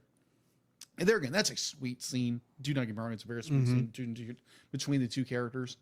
And but it's just some of the editing. It's just like Uncle Remus will be talking, and then the frame jumps, and he's in a different position, and he's talking about the same thing. It's like they didn't have time to go back and like obviously they would do reshoots, but nothing like we do now. But it's a little bit weird. It's a little bit weird. It's like maybe the camera came down and they just edited just the way they could. It's just a little editing issues. That's all. That's my third. My third dislike for this film. The fact that it's so hard to get a hold of. Oh, you're not kidding. You are not kidding. And honestly, yeah, I get why people say this is culturally insensitive. They actually say a lot worse, but I don't feel comfortable saying it's. Yeah. I don't feel comfortable saying this film is racist. Right. Because honestly, while I understand why other people say it is, honestly, it doesn't feel like it to me. Because if it were racist, in my mind, maybe this is not the definition of racism most people use, but to me, if it were racist, there would be hate in this film. Oh, yeah. There is, outside of us hating Jenny's older brothers, there's no hate for anyone in this film. There's not. There's no, they are not making a mockery of anybody. Yeah. Black, white, anybody. I mean, they even show, we have a white trash family. We have obviously ex-slaves, and they are working for what is presumably their old master, which is grandma. Yeah. Who obviously, I think this was the father's grandmother. I think so. Yeah, because he says Uncle Remus told him the stories of Briar Toad and Briar Frog back in the day. So they're obviously living out here. I mean, obviously, without much thought process, what the past was. Yeah. And here's the thing. They actually like working for her. Yeah. It's family. It's a family thing. That's not to say this was the situation at every plantation. No. Obviously not. They were, if it was, the Underground Railroad would not have had a reason to exist. Exactly. So obviously there are a bunch, and I would say more often than not, there were probably the people who owned slaves were horrible, horrible people. And before I get any other flack for this, the slavery that existed pre-Civil War here in America, which, fun fact, also existed everywhere else Britain had a colony. Yes. Was evil. Yeah. I'm not saying it was right for this woman to have owned these people at one time. But I get the feeling that there's no bad blood between any of them. No. If there was any kind of anger or hatred between them at some time, there has been forgiveness. Yeah. guys, I'm a Christian. Jacob's a Christian. As Christians, we are told to love our enemies as we love ourselves. Yes. And even if they were enemies at one point, obviously there's been some forgiveness for the way things treated. And I would be willing to bet she's probably paying them better than most of the sharecroppers were paid at that time. Probably. I'm not saying that this isn't a unfair romanticization of how things were during this time period, because I almost guarantee you it was worse everywhere else. But this is a kid's film made in 1940 that happens to take place during this time. And the only thing I see wrong with this is the fact that they didn't bother to put a year on it. So it's not obvious to everybody that the African Americans on the screen are not slaves. Yeah. If they were slaves, that's an issue. Yeah. Because that would be over. That would be a problem. Yes. But here's the thing. This is after all that. This is during Reconstruction. The fairy tale that it would have been the problem if this was before the Civil War, that's not present here. This is just a bunch of a family of people who happen to be still working for the woman that probably owned them, or not 30 years ago, and owned their family members. Yeah. Maybe even had bought and sold. I don't know. Yeah. I'm willing to bet she just happens to be the last line, and had things gone differently, she probably would have freed these slaves after a time. Yeah. If she might have been wanting to free the slaves before, but it didn't make financial sense at the time. And I'm not saying any of that is right or good. I'm saying there was more to it than we tend to give it. Yeah. And I'm not saying she probably was not guilty of some dark things, especially, and her family probably was guilty of these things too. But at the time this movie takes place, there's forgiveness between all of them. If anything bad happened, it may not be perfect. It may not be clean. It may be even too romanticized for the time period. Possibly. But at the same time, this movie is not about what the relations were like between ex-slaves and their old masters. Yes. It was not about the Reconstruction period. It was not about any of that. It was about a little boy who needed his father, who his father had run away back to Atlanta instead of taking care of his boy, his mother doing the best she can and making mistakes, probably didn't and honestly, if there's any racism in this film, which I don't really think there is, it might be from her, and only because she doesn't really know what to make of anything on this plantation. Who knows? So honestly, I'm going to give her a pass on that. There's no hatred in this film. No. It is literally elevating the folk tales of the African American former slaves to the same level we have given for years to Grimm's fairy tales, Hans Christian Andersen's fairy tales, and every other thing every Disney movie has been based on. You have, if anything, this film showed equality in folklore. It introduced kids from this time period to probably stuff they may not have ever heard before. And I'm going to be honest, if it weren't for the fact that I know I saw these shorts, and I'm fairly certain I had a book of a collection of these stories, I would have been without it too. I don't remember how much it helped me as a kid, because honestly, I don't remember. But I'm sorry, there's just no racism in this film. There's some cultural insensitivities. Do not get me wrong. There's some decisions that may not have been made, but it is not any worse than anything else made in the 1940s.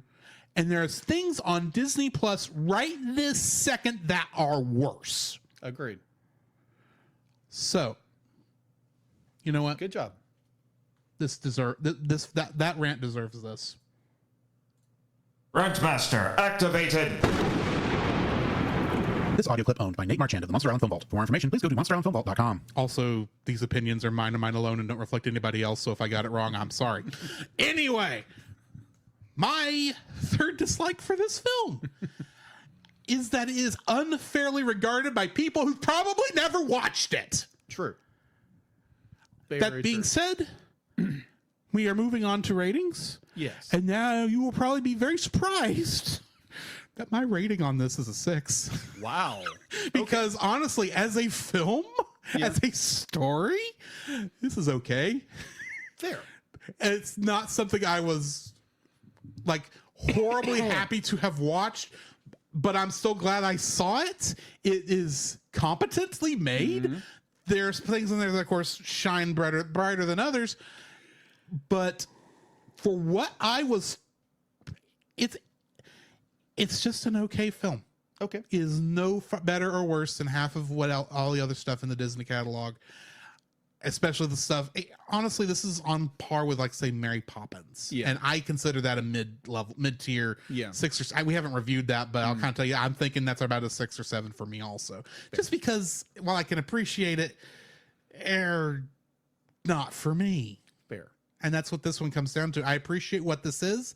And I may have liked, who knows, I might have liked this as a kid if I'd had a VHS of it. But honestly, at the age I'm at now, it's an okay film. Okay. I think it's infamous for the wrong reasons, but it's an okay film. Agreed. I'm giving it a 7.5. I enjoy the mess out of this. It's a really, I think, honestly, it's a good film. There again, be like, the movie made a lot of money in its run times. The main actor got an Academy Award for the film. Well, correction, both of them did at one point. I think for this film or another film. Like, two of the big leads in this movie got Oscar nominations or they won awards for this film, their performances. And due to America's sensitivity to everything, and there again, I can understand where some people are, offended by this. I can see that. I don't know if it's right to be offended by what they're offended by, but you can't really change what people are offended by. Yeah, exactly. All you do is express your opinion about something and defend your opinion. And all I am asking anyone to do is watch the film before you decide if you're offended by it. Yeah, exactly. Watch it. That's all I want. Yeah, because I enjoy, like, James Baskett's performance is tremendous. This was an amazing performance. Because there again, I never saw anything of his. I may have. I don't know. I looked through his filmography when I was making up the cast list. This was the only thing I recognized other than he was Mr. Bojangles back in the day. Okay. And I know that was a major name on the circuit for a while. So, on the same type of circuit that the Three Stooges were on before their films. Fair. Overall, be like, I enjoyed this film. James Baskett performance, amazing. The animation for its time is done very well. You have all these little bits here and there. It's not a perfect film. Not a perfect film at all. I wish Disney would get off their sorry butts and just release it and let people see the film for what it is, have a conversation about it. Because there again, if you don't learn from the past, you are doomed to repeat it. Yeah. And that's something our country, in some slight of fashion or form, is headed towards. So in some ways, they're doing it now. Yeah, they're doing it now. So again, learn from history, watch things that might be uncomfortable, learn from those mistakes, or learn that there were some really, really good things in the past. And be like, because there again, we could wind up at some point, another Adolf Hitler showing up, and no one else can do anything. Be like, not everything that looks racist actually is. Yeah, agreed. But there again, be like, go watch the film, go find a way to go watch this film, or start a petition to, get Disney to, release this thing. There again, in fact, we're coming up on this 100th year with the copyright. So Disney's got to do something with it. Otherwise they lose it. Over on songofthesouth.net, there is actually a petition out there that you can sign to get Disney to release this movie on Disney+. Really? Okay. They have 8,000 people who've signed the thing. Yeah. So it's not a lot, but I mean, it's there. Yeah. So there again, if you've never seen the film, and if all you've heard is the negative viewpoints that it's racist and this and this and this, be like, don't go. Be like, if you want to get your own opinion on something, go watch it. That's what we push all the time on this show. Go find it wherever you're going to go find it.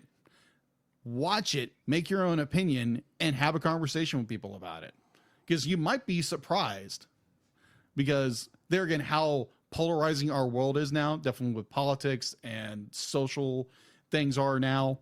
Because there again, as a Christian, you are called to love one another. You're called to love your neighbor, those who are your enemy, those who persecute you, to take care of the alien who comes into your land, the people who are not from your land, and to care for people, to love those who are hated. And it's just like, that's what this world needs. We need Jesus. We cannot do this on our own. And to say this, like, oh, all we need is science and our knowledge and everything, I disagree with you, because what we need is Christ. We need Christ, his redemption, his grace, his love, because if we don't have it, we're doomed. So that's my opinion. If you don't like it, sorry, I can't help you. Yeah. And on that note, Yes. we're gonna go zippity doodah over into our intermission afterwards. Yes. We will be talking about what we've been watching, some news, and the end, but not end, of Evangelion. Yes. This podcast is a proud member of Culture Box. Whether you enjoy geeky reviews, comedy, or original fiction, you can open up the Culture Box and find something excellent for your soul. Point your web browser to culturebox.media. This week, we suggest checking out Stunning and Brave. I feel horrible for this, but I couldn't pass this up. Each week, hosts Chris Cowan and Nate Anderson confess their privilege, spotlight stunning social media posts, and fabricate outrage, all while keeping you super woke and enlightened. They will make you laugh. That's right. You have no choice. You can check out Stunning and Brave at stunningandbrave.net. The Cellcast would also like to thank the following patrons: Ashley and Francisco Ruiz, Book of Gaming, PaulJPowers.com, Edwin Gonzalez, and the Monster Island Film Vault. Woo! For more, if you want your name shouted out on the show, uncut episodes of the show, special art from Jacob, and timed exclusive reviews starting next week of X-Men 97. You can donate $5 to us on Patreon. Also, if you would like to force us to review a film within reason, you can donate to us at the $10 level. As of this recording, we still have 2 spots left on the docket. Please give us episodes to review, or we may have to come up with something and then blame y'all for not filling those episodes for us. So join us for that. So, Jacob, I have a question for you. What have you been watching? What have I been watching? Especially since you've been off for most of this week with your fiance. Yes. Let's see. I've continued to watch a little more NCIS. Season 2, really good on Netflix. Go watch it. If you never watched it, it's not just for old people. People, come on. Just saying. So I had a very interesting experience. So Ashley has never seen any of the Indiana Jones films. Right. So we had an opportunity. So you watched all 3? No, we watched the first one.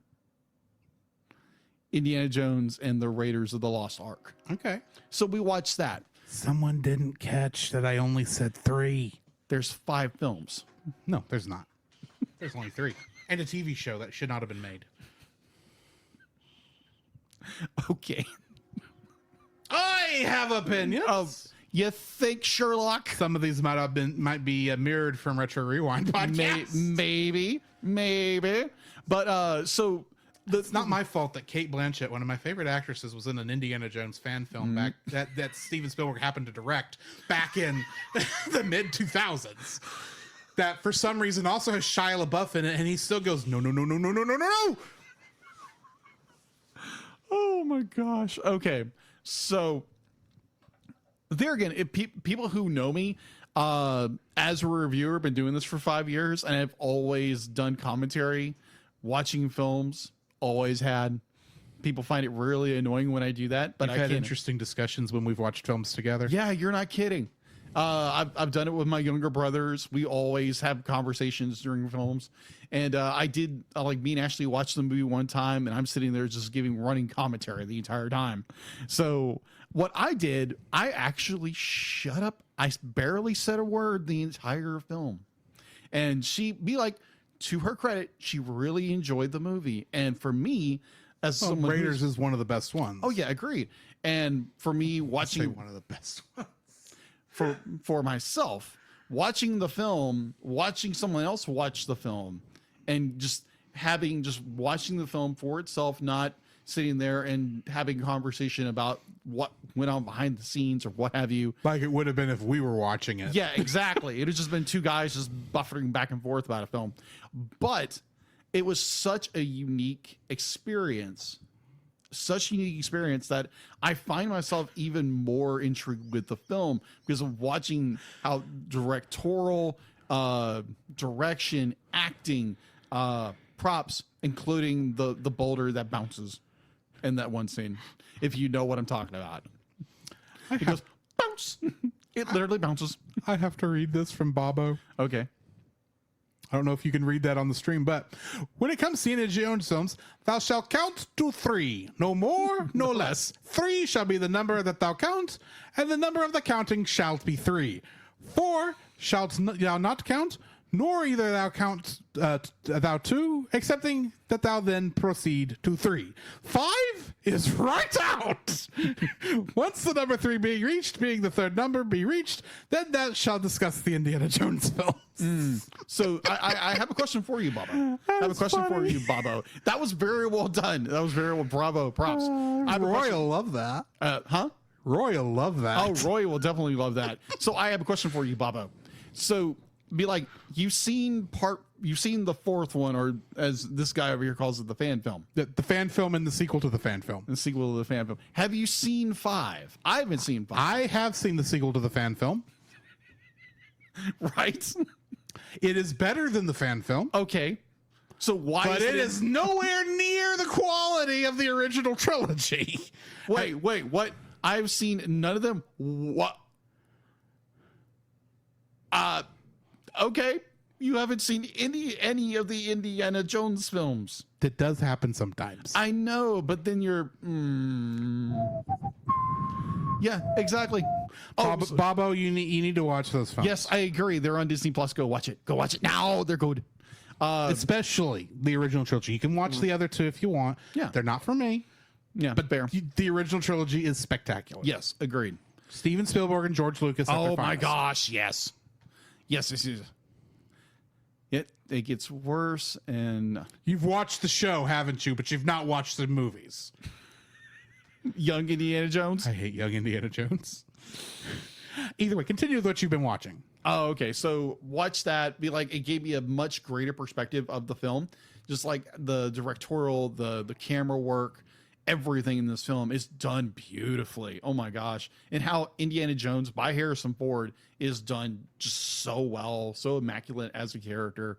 And like the villains, they're Nazis. Of course they're going to be evil. And it's just so good. Definitely when you're watching the final scene in this movie with your fiance who's never seen an Indiana Jones film. It's like, watch that entire scene. It's like, oh my gosh, this is good. She's like, whoa, okay. I didn't expect that. But oh my gosh, that movie is so well done. So well done. I love it. I might have to go get it on Blu-ray because it's just that good. It's that good of a film. So yes, watch that with my fiance. Really good. And I've continued to listen to the podcast through the Griffin Door from the Super Carlin Brothers. If you don't know who those are, go check them out on YouTube. They're really good. They're, I think, on episode or chapter 14 of Harry Potter and the Philosopher's Stone. And yeah, they're really good. They're very knowledgeable at Harry Potter. That's where their whole stick is Harry Potter. Mm-hmm. But Yeah, I really, really, really, really, really enjoy their commentary and what they think of everything. I may disagree with them, like we all do. We disagree with each other. Doesn't mean we have to, hate each other. But come on, world, just get with the program. Well, I know it's going to happen, but still, there's wishful thinking here. But so that is all I've been watching and listening to. So I have watched, of course, some more Dragon Ball. I am near the end of the first arc. Really? Yeah. This was the shorter of one. This is one of the shortest arcs in the series, though. It's only like 13, maybe 14 episodes total. And I am near, like I said, I'm near the end. Here's the interesting thing. Since the last time I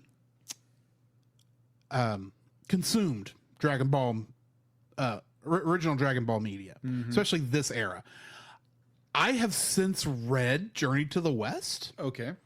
The ancient Chinese folk fairy tale that this is basically based on, or it's a modern retelling of, at least this first arc is. And what's really interesting is I'm watching this and going, wow, I actually know what stories they are pulling this stuff from. Especially when I realize, Oolong, the pig. He's actually, like, his character is based on Pigsy from the book, which travels with Monkey, but his introduction is like an entirely different story with a different character that was stealing girls. And I'm so looking at it going, Oolong, you really did not think any of this through, because you already are not happy with the girls you've got stashed away in your palace, and you're wanting more. Wow. Because even though they're already bleeding you dry of money, He's a real pig. he is a real pig. Well, have you seen his design from this era? Yes. He's a communist. Yeah. He's a communist pig. You He's a red cannot pig. tell me that was He's a the- red pig. red pig. But yeah, so yeah, I'm almost done with the first arc. I'm to the point where Goku's and the team are just now actually getting into Pilaf's territory to get that last Dragon Ball.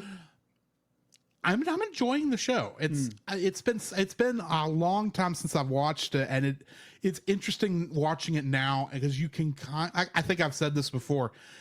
You can kind of tell which parts that they censored, which parts were in the original cut and they had to censor stuff versus what stuff wasn't.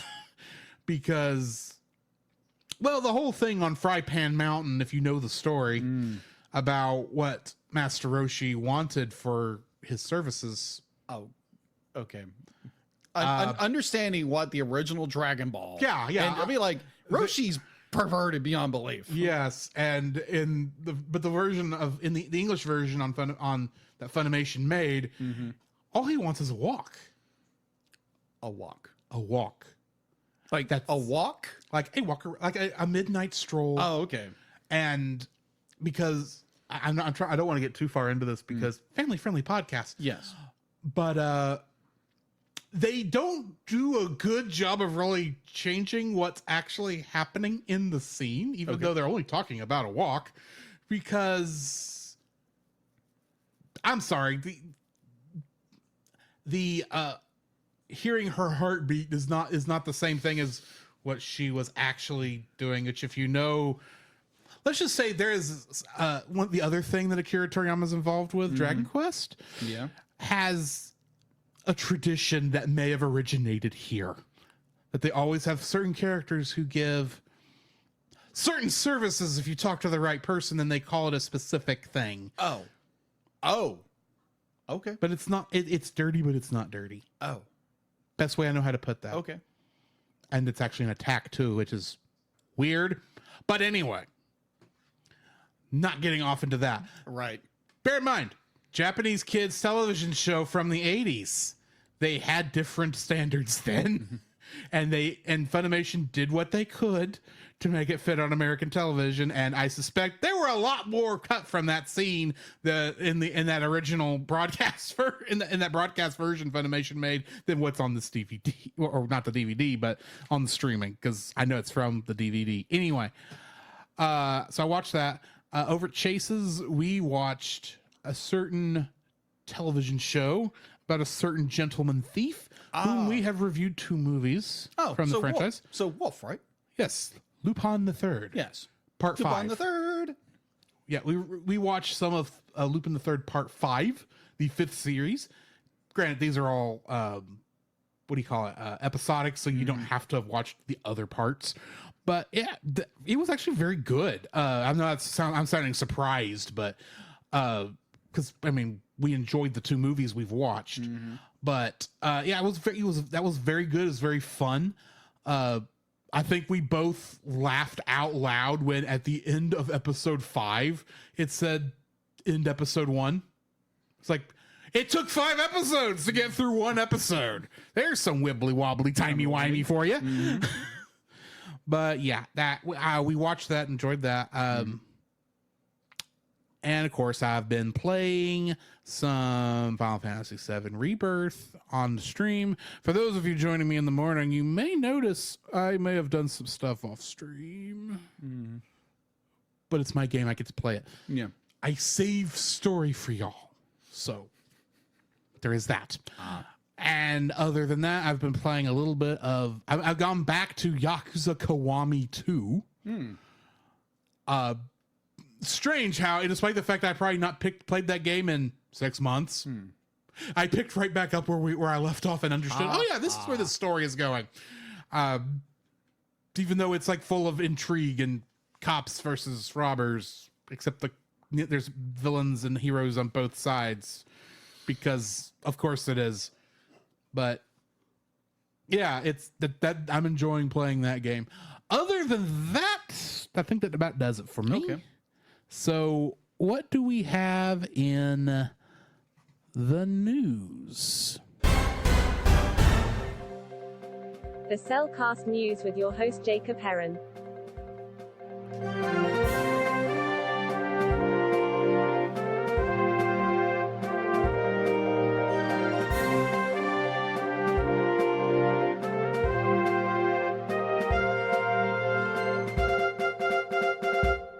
Why, thank you. And thankfully that transmogrifier is still down, because probably I've been turned into a rabbit by this point. No, you would probably be turned into a carrot, not a rabbit, considering one of the episodes I just watched. Really, D-Let's? At least you're not going to end up on the moon. Yeah. I don't need to be fighting by moonlight. Thank you very much. Speaking of, since we're in the news section, you bring up Sailor Moon unintentionally. Yes. The manga author of Sailor Moon had her birthday today. Really? Yeah. Since you don't ask woman her age, I didn't bother to look it up. Good. Just throwing that out there. I gotcha. All right. So, speaking of classic Japanese animated movies. Anime. There we go. Anime. There we go. Anime. Whatever one pronounce it. Not anime. This isn't Frozen May.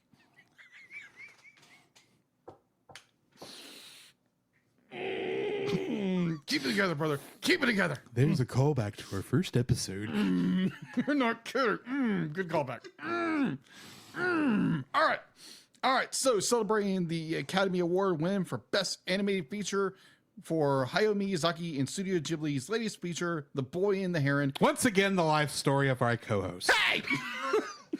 Apparently, I'm not a grumpy heron. Come on. The boy who is a heron. Who barks like a dog? Well, what are you going to do? It's his creative stuff. I don't know. Continue. All right. So, Heron and the Boy, G-Kids North American distributed for the Studio Ghibli Library of Films, is bringing the critically acclaimed and award-winning feature back to theaters nationwide starting on March 22nd.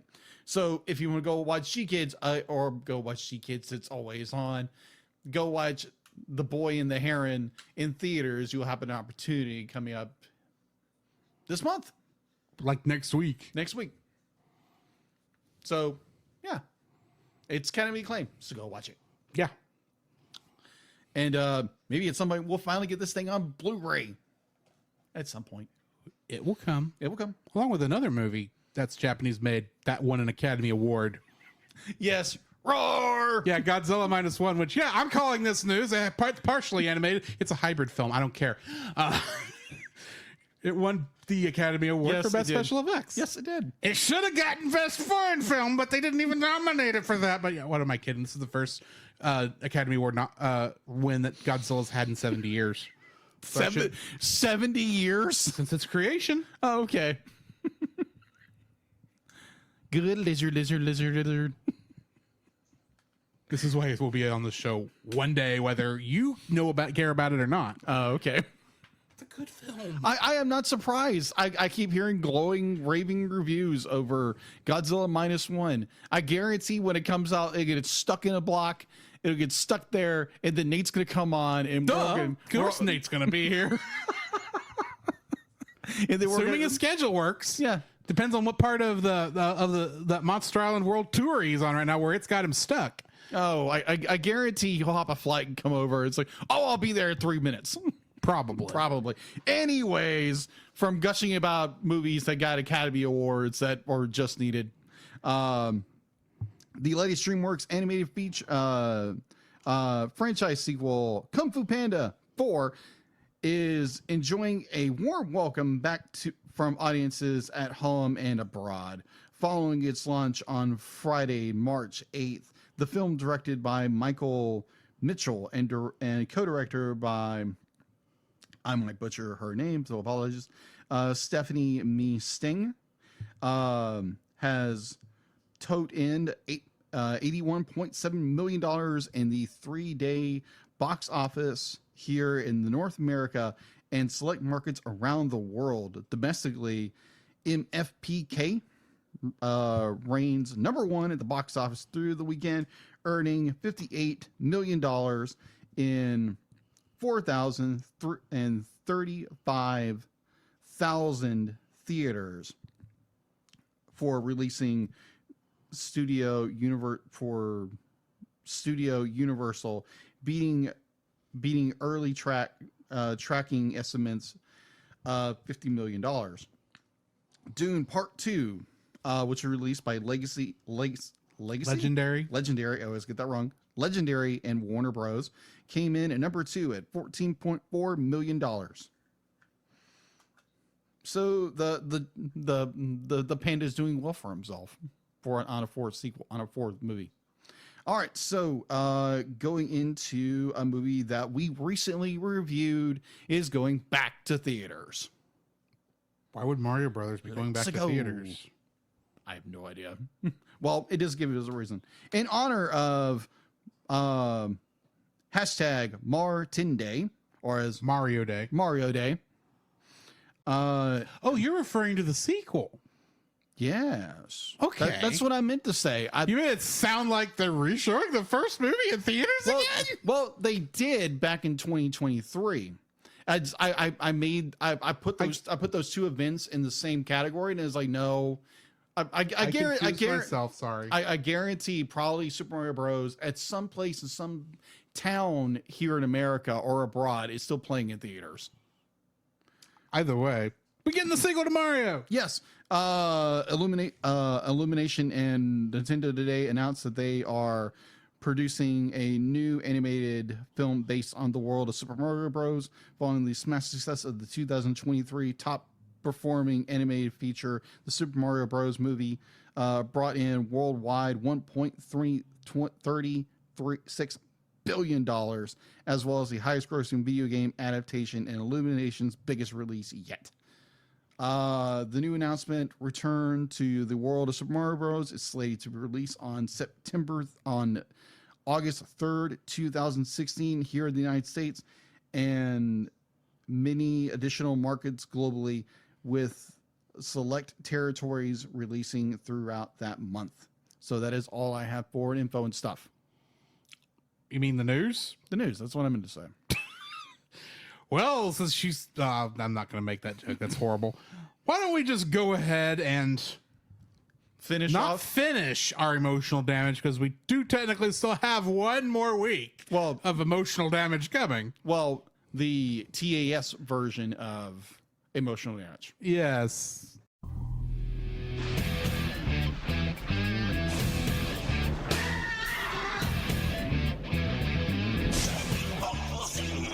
Card Captors, a mystic adventure. Card Captors, a quest for all time. She is the one named Sailor Moon. Pokemon, gotta catch 'em. It's you and me. I know it's my destiny. Pokemon. It's time to duel! Digimon, digital monsters, Digimon are the champions. Yayo, yayo, yayo. Oh, set sail for One Piece. Yo, Shinji, get in the robot! Your dad loves you, get in the robot! The cockpit's too small for a grown-up. Kick some butt in your robot!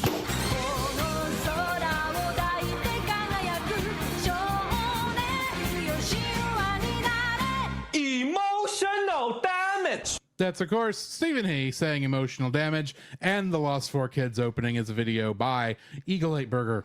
Go search it. The whole thing is funny. And you'll understand why the whole thing is not in this intro. No.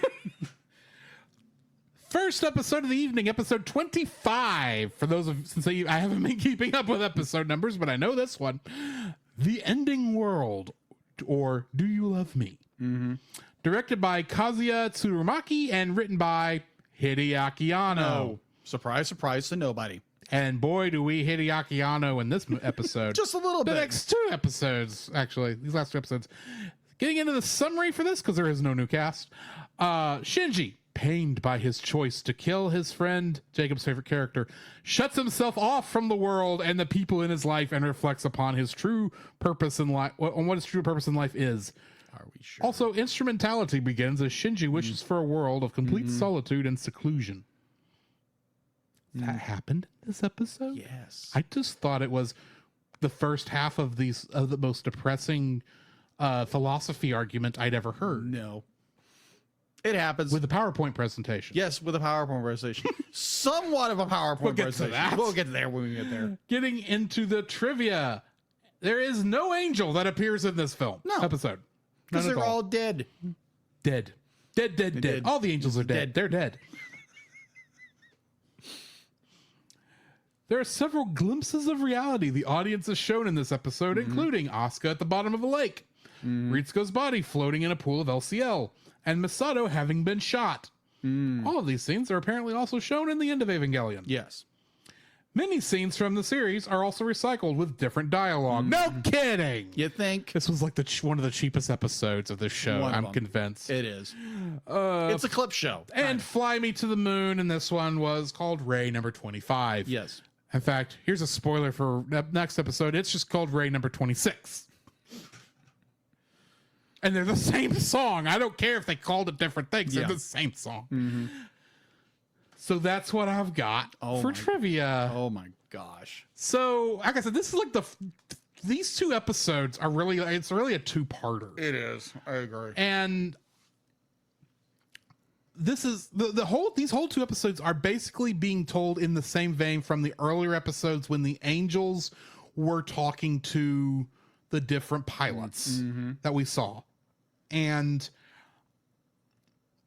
honestly, I watched this after seeing Kaoru get murdered. Yeah. By Shinji. Yes. And I'm sorry, that is what happened.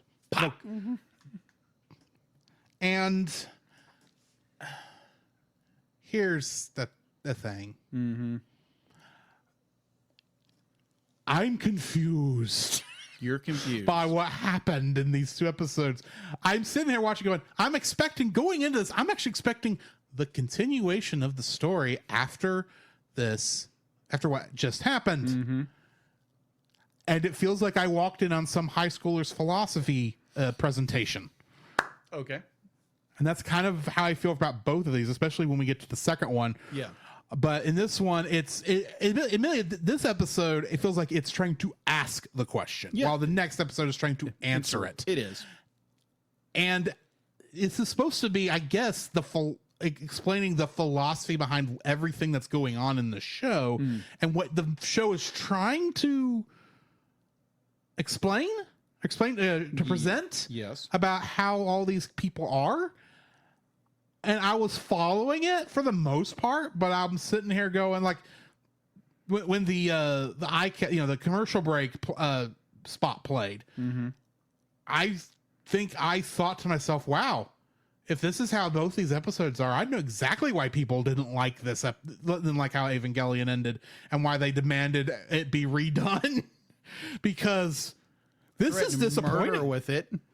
Well, we'll get there. We'll get there when we get there. But what I'm watching here, I am just basing this based on what I've seen, not on future knowledge or anything else. I'm sitting here going, wow, everything you've built up to this point, you just shut out an airlock and are now just doing this thing.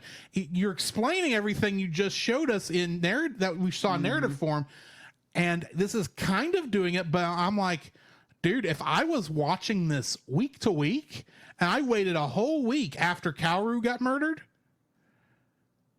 to this episode, and this is what it gave me, and then the next episode when it gives similar, I'd be pissed. It's like, this is not because, and it's not, I understand what we're doing here. We're explaining what's going on through Shinji's mind and letting Shinji come to come to peace with himself. Yeah. And granted, after he murdered somebody, he needs that. I get that. Yeah. Because it's really not his fault. Because I keep saying murdered, but the guy wanted to die and wanted Shinji to do it. Yeah. And Shinji kind of had to. So I get what's going on. And I know that these 2 episodes are really just Shinji's therapy session. In a way, is internal therapy session. But I'm watching this expecting like cuts to outside of Shinji's body and actually seeing like the continuation of the story, which it doesn't do. Nope. And I'm like, it literally takes it hits the air brakes and does this. Right. And it's, I'm not saying one is better than the other. Fair. Mostly because I've not watched the other one to make a decision. Because I understand the end of Evangelion actually shows what actually happened after Kaoru got killed. But, yeah. But I'm still sitting here watching this going, why am I sitting through high schooler's philosophy? Not high school philosophy. This is not philosophy as it's taught to high schools. I'm talking about the philosophy that a high schooler would come up with to explain why they're so edgy. And that's kind of what this feels like. It's like, this is some edgelord's philosophy on why he is the way he is. Like, you expect the guy who's actually like Shinji to be walking around in like a trench coat looking like Squall from Final Fantasy VIII. Boy, I do not draw that. Oh, we got something better. But yeah, explain what's going on here, because I say I'm confused, and it's because I am. Fair. Because I don't know why we went this way. I'm with 2 episodes to go, other than they must have run out of money. That is the running theory with it, that they like, I think there's some people who believe that Ano literally just, he blows through his entire budget, and so at the very end it's always very cheaply done. So I think with this episode, these 2 episodes primarily, it's trying to draw out answers from our characters. It's like you said, it's an interrogation of these characters and why they do the things they do, and have all the characters kind of bring the questions to, like, Shinji or Asuka or Rei or Masato or anybody else who is in the interrogation room. Because why do you pilot? Why did you have to do this? Why did you have to do this? So it's a character, it's breaking down the character, why they do things. And the interaction you have with where Asuka is berating Shinji of why you do this. And I kind of agree with a video I posted from Retro Blasting, which is is a YouTube channel. And he was breaking down Evangelion as a series and a movie and supplemental material. I disagree with him in some cases where Shinji is kind of a narcissist in a way. Because Asuka does bring that up. He is very narcissistic. He is about himself. But he is not about himself the entire time. Like, this is a young man who is still kind of going through things. His father is definitely a narcissist. Completely. Oh, yeah. But you have Shinji who has narcissistic tendencies. He does think about himself a lot, and he wants people to praise him. And but then you look at Asuka, it's very similar. Asuka is a character just like Shinji, is very broken, lost a parent, and has, tries to receive praise from being a pilot, and they find their satisfaction in being a pilot. And so in this interrogation portion of this episode is you have Rey is trying to discover who she is and why she does these things, and her other selves come into the play, come into the performance to kind of question her about herself, or even our characters, their younger versions of themselves come in and ask them questions, which I thought was very fascinating.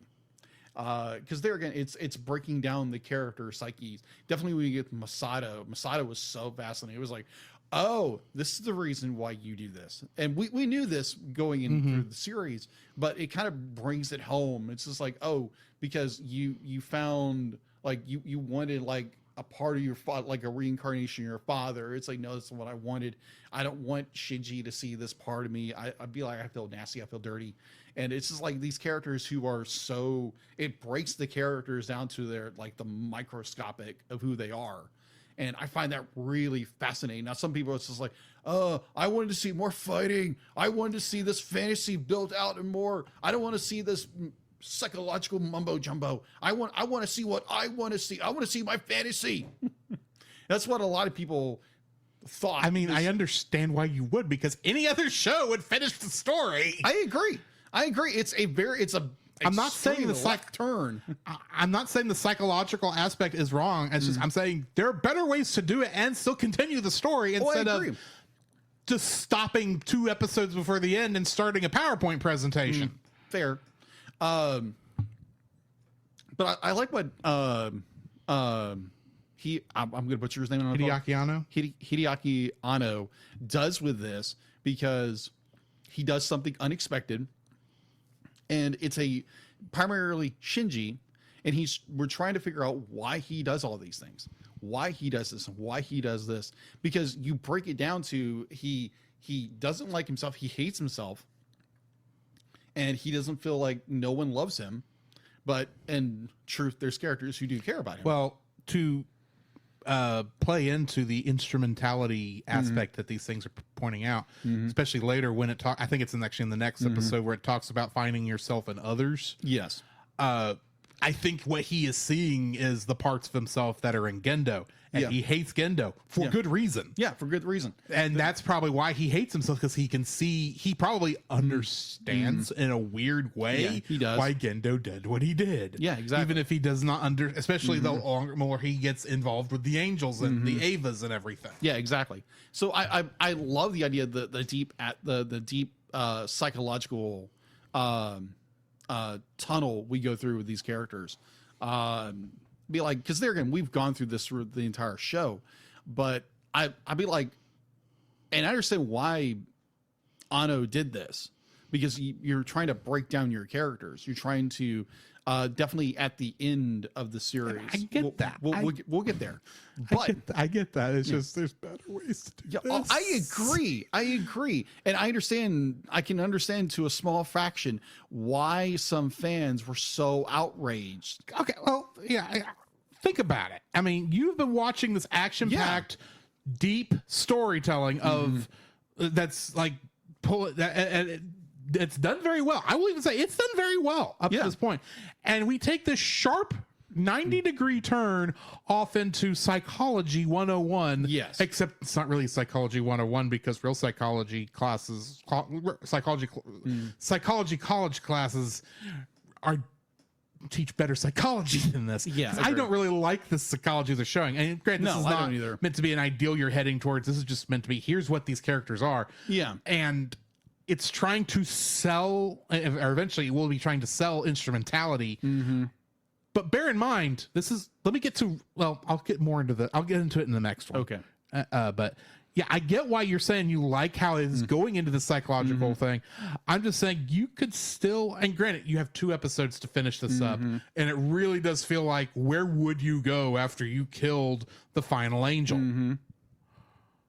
I don't know what that story would have looked like had he been able to do it on the TV show budget. And I've not watched the movie yet. I don't even know if the final 2 episodes of this is even time enough to actually end the show.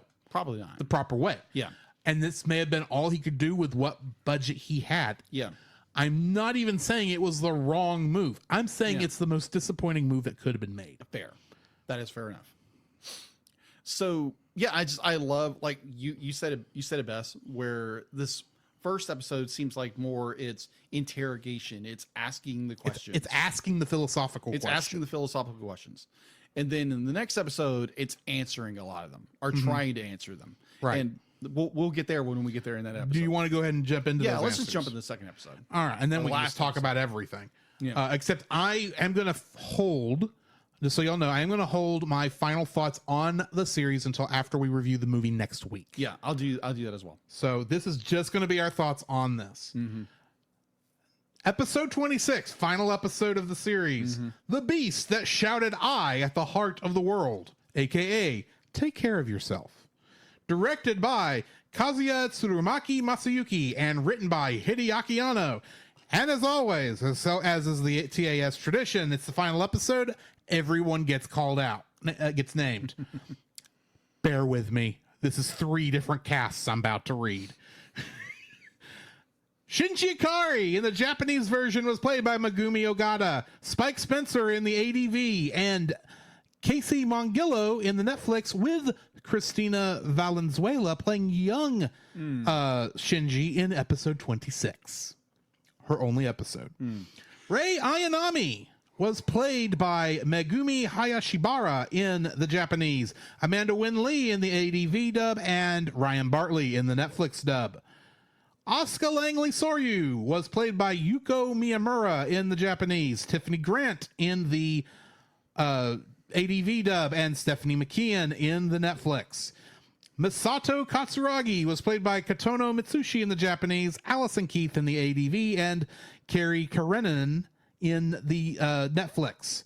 Gendo Ikari was played by Fumihiko Tachiki in the Japanese, Tristan McAvery in the ADV original dub, and John Swasey in the ADV director's cut dub, and Ray Chase in the Netflix dub. Kozo Fuyutsuki was played by Motomo Kiyokawa in the Japanese, Gil Lund in the ADV, and JP Karliak in the Netflix. Ritsuko Akagi was played by Yuriko Yamaguchi in the Japanese, Su Ulu in the ADV, and Erica Lindbeck in the Netflix. Ryoji Kaji was played by Koichi Yamadera in the Japanese, Aaron Crone in the ADV, and Greg Chun in the Netflix. That finishes our primary characters. Now moving on to secondary characters.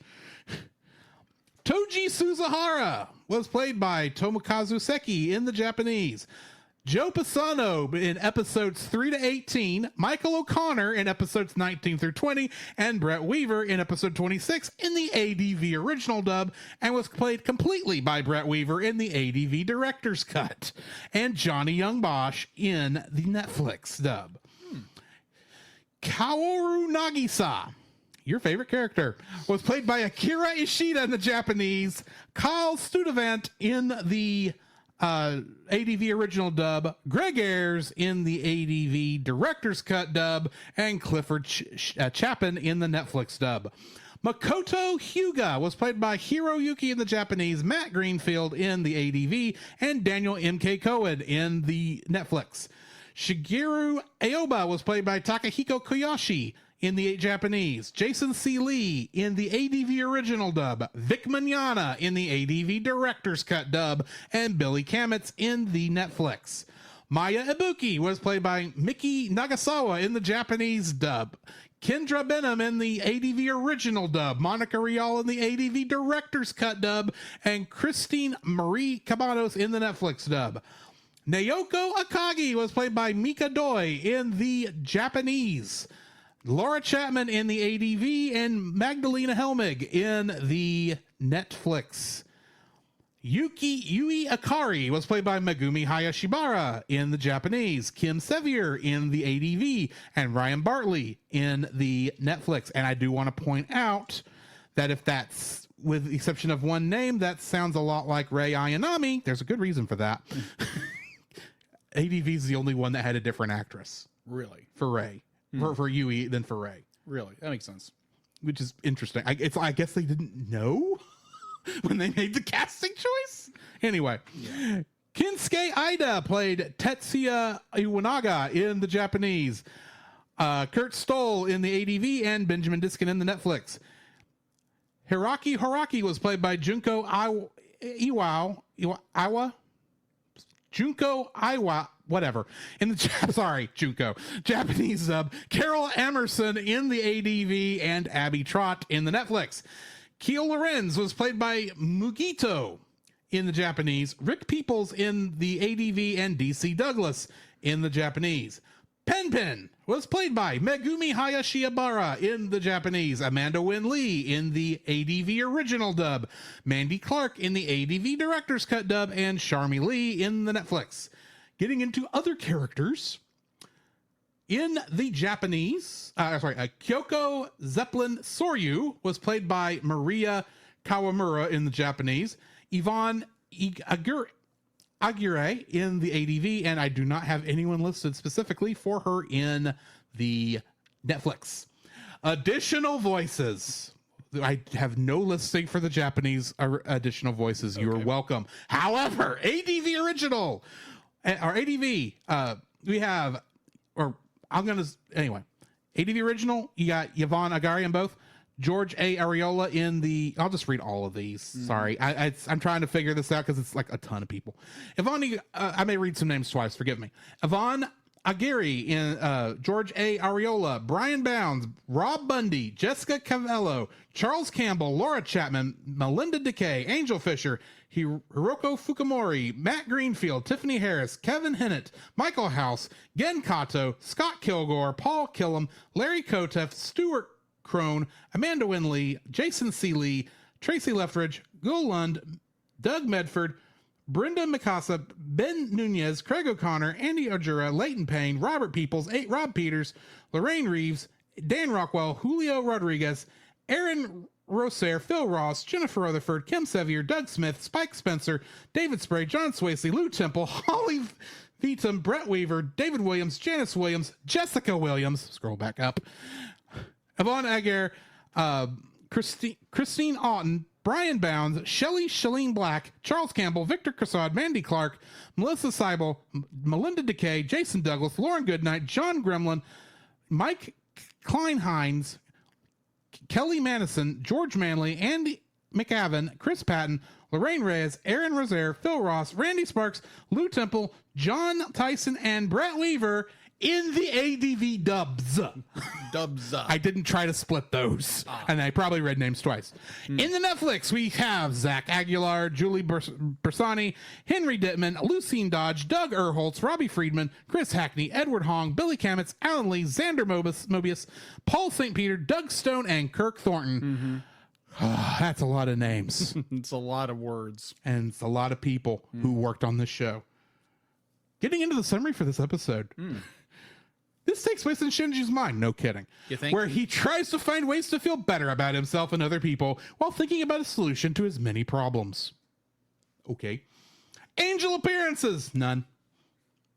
This episode's title is derived from the Japanese title for the short story The Beast That Shouted Love at the Heart of the World by Harlan Ellison. So it's actually named after a science fiction novel. Really? Or short story, sorry. Yes. As a bookend with episode 1's opening caption of "In the year 2015 AD," this episode opens with the caption "In the year 2016 AD," the far distant future. The alternate reality presented here was the inspiration for Girlfriend of Steel 2 and its accompanying manga, though Ritsuko and Kaoru were added to the cast and more traditional Evangelions were later introduced. When the line near the end is spoken, "But I might be able to love myself," it is said simultaneously by Shinji, Asuka, and Rei according to the after-recording script. Amidst the many words of "congratulations," a faint smile starts at the corners of Shinji's mouth and spreads across his face. A happy face. That is the figure of the complimented Shinji. This conclusion is also one possibly among many. This comes from Filmbook Volume 9. I don't know what any of that actually means. Okay. And of course, "Fly Me to the Moon," and this one is Ray 26. And here's the thing, that alternate reality they show, I was sitting there watching, that scene starts, okay? We've had all this other philosophy stuff going for it, and I'm mostly following, but though as we were getting close, at this point, I was starting to glaze over, I'll admit. And all of a sudden, boom, it's like, we just started a regular cartoon, a regular anime. Shinji's got to get to school, and Gendo's not a jerk, and Yui is around, and Rei has a personality. And I'm going, wait, was all this in Shinji's mind? And this is like the people he pulled in for this, the people who personified all this, and this was all him trying to learn to fix some trauma that he had gone through, that maybe this is, it had to happen in one night because it's obviously he didn't wake up from a coma. He just woke up from being asleep like a regular night. This all happened. Really, honestly, I was just as I was getting all this rationalization thinking, this is a really cool idea, Hideaki Anno. This is granted, I've seen it before, but this was being done really well. I was like, okay, cool. And then this is but one alternate future. And I go, dang it! You were doing something cool, Anno. Why'd you screw it up? Nope, that's not what's going on. I don't even know what's going on in that scene now because it honestly could have been left out and nothing would have changed. You were doing something cool. I just threw it away at the last minute, all just so Shinji could come to the realization that he deserves to be loved just like anybody else. The black breaks into a million pieces, and everyone around him is just going, "Congratulations, congratulations, congratulations."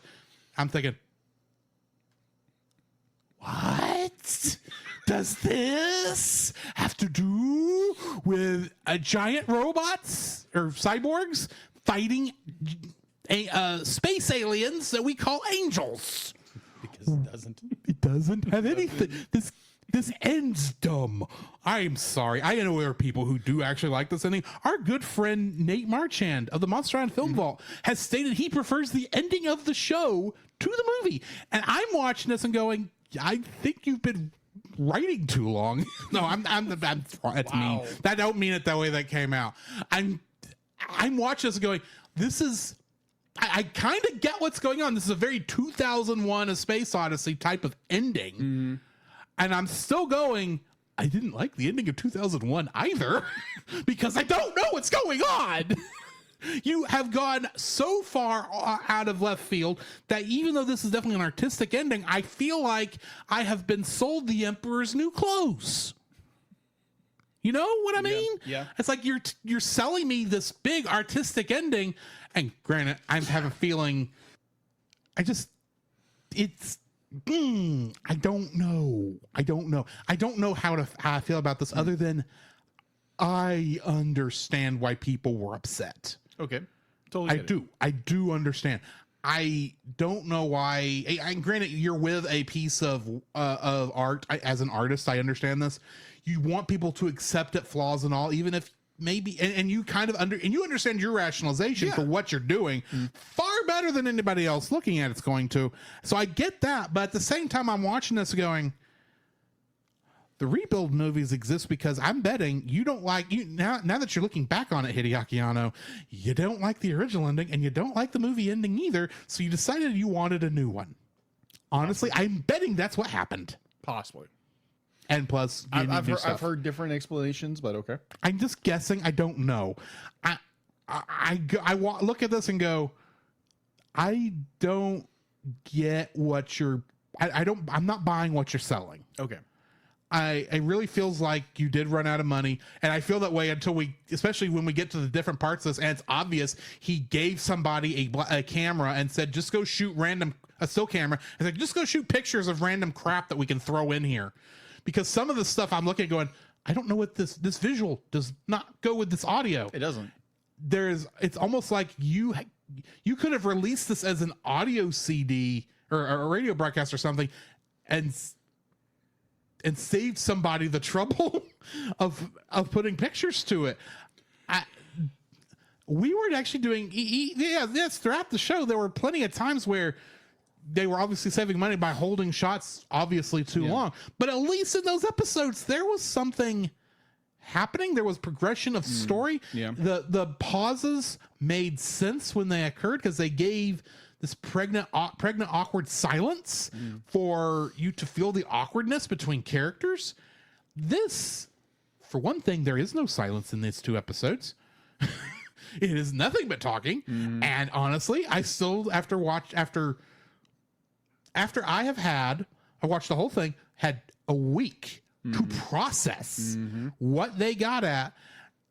I still don't know what is the thing, other than you had to make Shinji feel better about himself, and so you had to prove that not only was freedom not what he wanted, because freedom, there's no rules with freedom technically, according to this. Yeah. You had to put boundaries in there, and how, like I said, I understand that this entire thing is Shinji coming to terms with the fact that he killed his friend. Which is as far as I'm taking that relationship, because that's honestly all I saw. Yeah. I get that's what it is, and he feels betrayed, and the brotherly love he might have felt for Kaoru, he had to betray himself because he couldn't save him. He had to actually kill him. Yeah. I understand that. Okay. And I understand how that could break a person. But at the same time, as a person who enjoys stories, even stories that do not have happy endings, as obviously that's not what the show is going for. It's been painfully obvious for like 6 episodes now.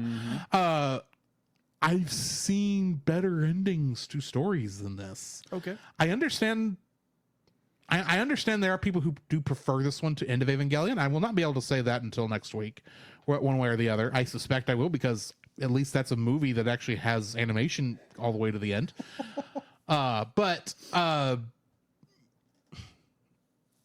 I understand exactly why people were disappointed and probably sending so much hate towards Hideaki Anno for the amazingly animated and story that he showed here throughout this whole thing, and his whole back and forth, and all of the questions and the lore and the plot points he brought up and then left to do nothing, to be pointless. The fact that we didn't actually get the third impact in the show kind of makes me mad. Okay. I don't know how that would have gone after you killed the last angel, but it was built up so much and then nothing. Just Shinji's got to learn to not run away, and that it's fine if he does. He is fine to be himself and be happy with himself. And it's like, congratulations. Jacob, help me here. So this episode there again, it is very weird. I agree with you. It is very odd. It's got a lot of, so okay, we go to this alternate reality, which I thought was the funnest thing ever. It was the funnest thing. It was. Oh my gosh. Holy crap, this is how we're ending? And I remember, no way, I know there's a scene where he's standing amongst the sky and people are clapping for him. What the crap's going on? But I mean, like, okay, so like I said before, Drew brought it up before, that Shinji, like, and all of our characters are being questioned about things. With this, we kind of get answers, but at the same time, it's very this. low grade philosophy, be like what truth is irrelevant, what we're kind of dealing with nowadays in our modern society. Can I blame this show for introducing relative truth, or did it exist before this? It's been a concept for I can years. blame it for popularizing it, can't I? I don't know. Anyway, I hate the concept of relative truth. I'm sorry. Yeah, relative truth is brought up and be like, oh, because truth is, it's a construct, and be like, you can be truth whatever it is, and blah blah blah blah, and be like, this is a lie that is straight from the heart of the devil, Satan. And so yeah, that's complete BS, because like reality is reality, and you can't deny reality. If you deny reality, you deny truth. So I know that might be a hot topic. Oh my gosh, we hit two hot topics in one episode. Woohoo! You gotta love it. You gotta love it. You want it, folks. You want to see us, two random guys who like cartoons, try to sound like we know what we're talking about with this important stuff, don't you? I'm not saying Jacob's not good at is not smart enough to get all this stuff, but I'm still going, I think I'd be having a lot of smoke blown in my face. A lot of it, definitely. Because I mean, like there again, it's a show trying to be like important, high philosophy, highfalutin, as some people might say, but it's so just like mid-level kind of just philosophy and thought, and you're just be like, it's like you said, kind of throwing smoke in your face a little bit, but it's more of Shinji trying to come to grips with himself. And it's an episode where Shinji is with you have human instrumentality going on, and the fate of the world being basically thrust into his hands.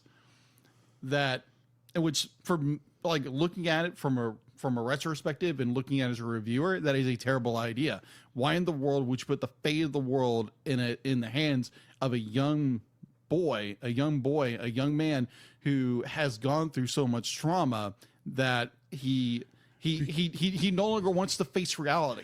He wants to escape reality. Because as this show clearly shows, Gendo's point was never about saving the world. No, it wasn't. I don't know what his point was, but obviously he wanted to cause the third impact. Mm-hmm. Actually, I do know why, because I run across spoilers, so I kind of know his reasoning that gets presented in the movie. Yeah. Dirty man. Yeah. Yeah. But that's obvious. No. The reason Gendo did any of put his son in charge, put all the weight on his shoulders, was so that Evangelion Unit 1 would be where it needed to be for the third impact to happen. Yes. Because Gendo wants nothing more than to bring his wife back. Yeah, pretty much. She's dead. Yeah. And honestly, she was a saint for loving you. You're not kidding. Let her rest. People don't know how to do that. So with this be like, and it's like the human instrumentality and, the third impact. And Shinji's fully aware, this can destroy humanity if I didn't destroy, the last angel, which I did. And he feels remorse for what he did for his friend, as I put in air quotes. But it's more about Shinji. It's more about him as a character and learning to let go of all of his issues and let go just to be accepted. Because I'm for someone who has always kind of struggled with self-hate a lot, I can relate. I know somebody was like, "Oh, you can't relate to Shinji because he's a narcissist." And it's like, well, he is a narcissist in some ways. But like some of the greatest people in the world are narcissists. And like, does that make them all serial killers? And you'd be like, you can't relate to them? Like, you can relate to some narcissists. Well, Shinji might have some narcissistic tendencies, but he is a young man who is broken, and he has lived this very harsh life where he doesn't he's never really had people who in his life who would actually love him. It's always use, and be like, discard because you're not useful to me anymore. So with Shinji, it's more he's trying to go through his baggage, his damage, what have you, And it's a young man just trying to come to grips with that.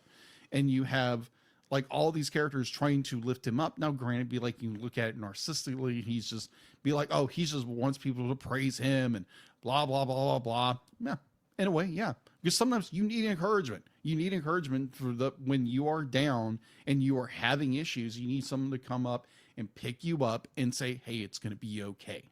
And, kind of help you through it and help you, walk through it and talk through it, that kind of thing. So with the end of this show, it's kind of in that way where Shinji, because they're again, but like these entire 2 episodes are set in a theater background where our characters are being interrogated and having to answer the question of what is this? What is love? Why do I hate myself? Why be like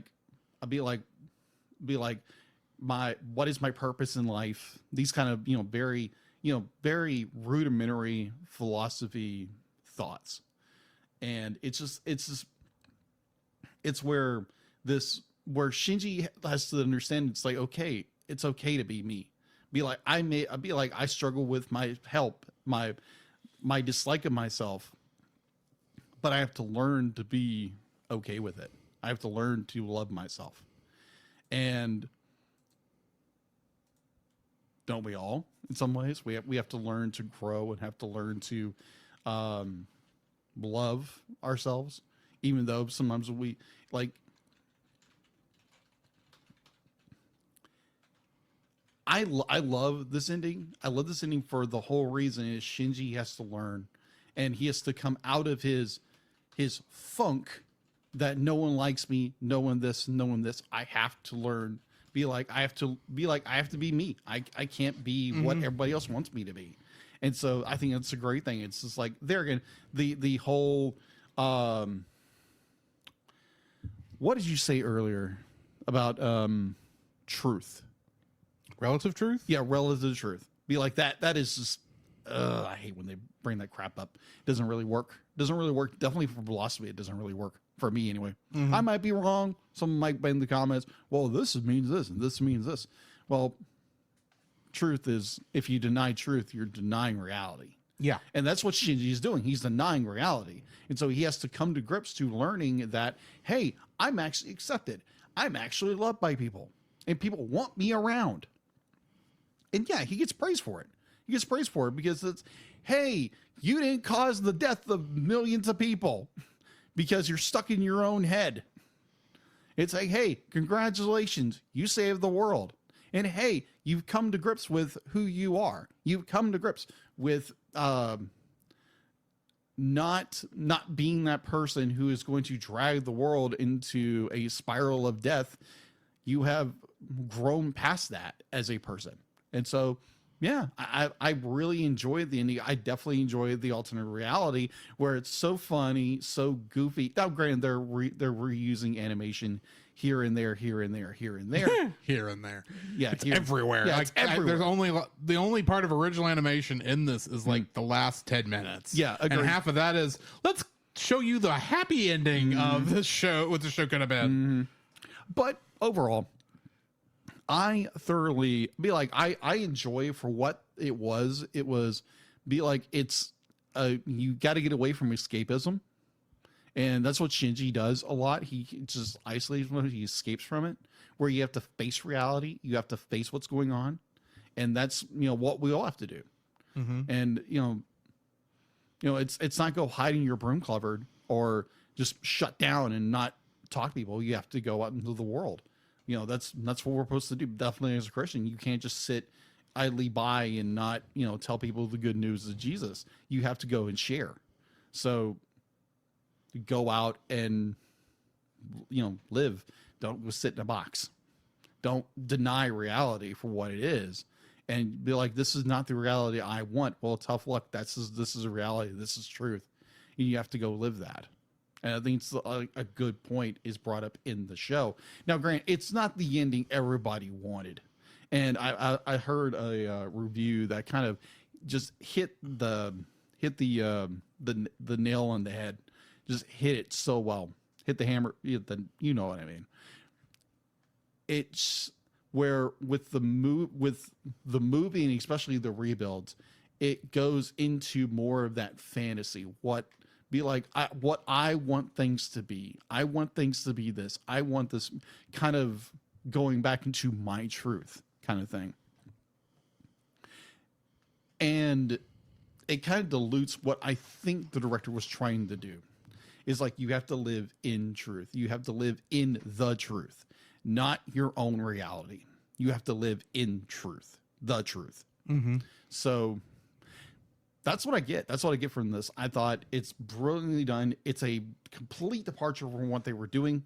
It'd be like, it's a little confusing. It's a little, okay, we're doing this mid-level kind of, like low tier philosophy, trying to sound smarter than you are. But I enjoy what the ending was. You'd be like, you're breaking this, this illusionment of reality. And it's like, okay, this is what really is. And you have to be okay with that. And Shinji learning to be okay with himself. Instead of shutting down and I'd be like, I mustn't run away. So yeah. The movie, different ball game. TV show or the movies, different ball game. So we'll get there when we get there. And some of that will actually be next week. Yeah. Because that's something we didn't actually say what our next movie was because we had to talk about this first. Uh-huh. Next week, we are ending Evangelion with the end of Evangelion. Mm-hmm. Except I have decided I'm going to take it one step further. Mm-hmm. I'm watching both films. Fair. Because one of the films is literally just a montage of the original show. Mm-hmm. And I thought I might as well have the full Hideaki Anno experience. Yeah. For what it's worth. Yeah.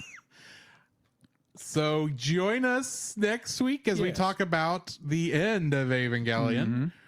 And we will be starting a new TAS segment at the end of that episode. And he's happy about this one. Oh, this will be the medicine for the depression that is Evangelion. You can't tell me that this show is not depressing in some ways. Yes, it is. But we will be watching Spy Family. Yes. At least the first half before we have to take a short break. Yes. Join us next week for that. Yes. You have anything else to add before we leave for the evening? It's going to be a lot of orange juice next week. Oh, So it's just gotta be a lot prepared. of orange juice. I think this is the only episode, this upcoming episode is the only episode we've ever done where the name of the episode was known for 5 years. But join us next week for that. In the meantime, this has been Drew. This is Jacob. And we will catch you in the next frame. You can follow Jacob on his Facebook at Jacob B. Heron. His Facebook page, Jacob's Daily Art Corner, where he tries to draw each and every day. His Instagram at Jacob B. Heron. His Twitter at Jacob Heron. And his letterboxd at Jacob Heron. You can find Drew on Facebook at Drew Dodgen. His Facebook page, Drew's Photo Bin, to see his photography. His letterboxd page at GGeorge759. His Twitter at GGeorge759. And Instagram at Drew Dodgen. You can like us on Facebook at the Cellcast Podcast, on Twitch at the Cellcast Gaming, on YouTube at Cellcast, on Twitter at cast_cell. The Cellcast can be found at Apple Podcasts, Google Play Podcasts, Stitcher, Spotify, or anywhere else fine podcasts are downloaded from. Please rate and review us where you found us, and also on Podchaser. Email us at thecellcastpodcast@gmail.com. The Cellcast is a proud member of both the Pop Americana and Culture Box media networks. For more information, please see the link in the description. Our theme song is Drop and Roll by Silent Partner. And remember, that's Cell with a single L.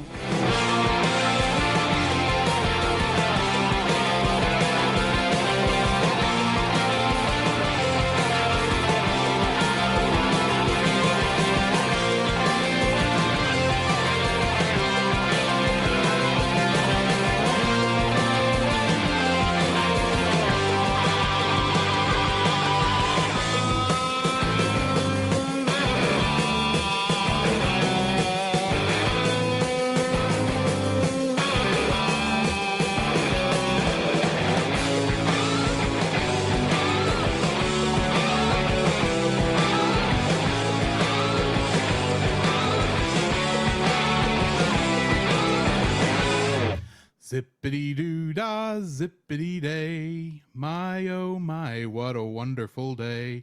Evangelion's over and it's gone away. Almost. Zippity doo dah, zippity day. Ninja kick the darn rabbit.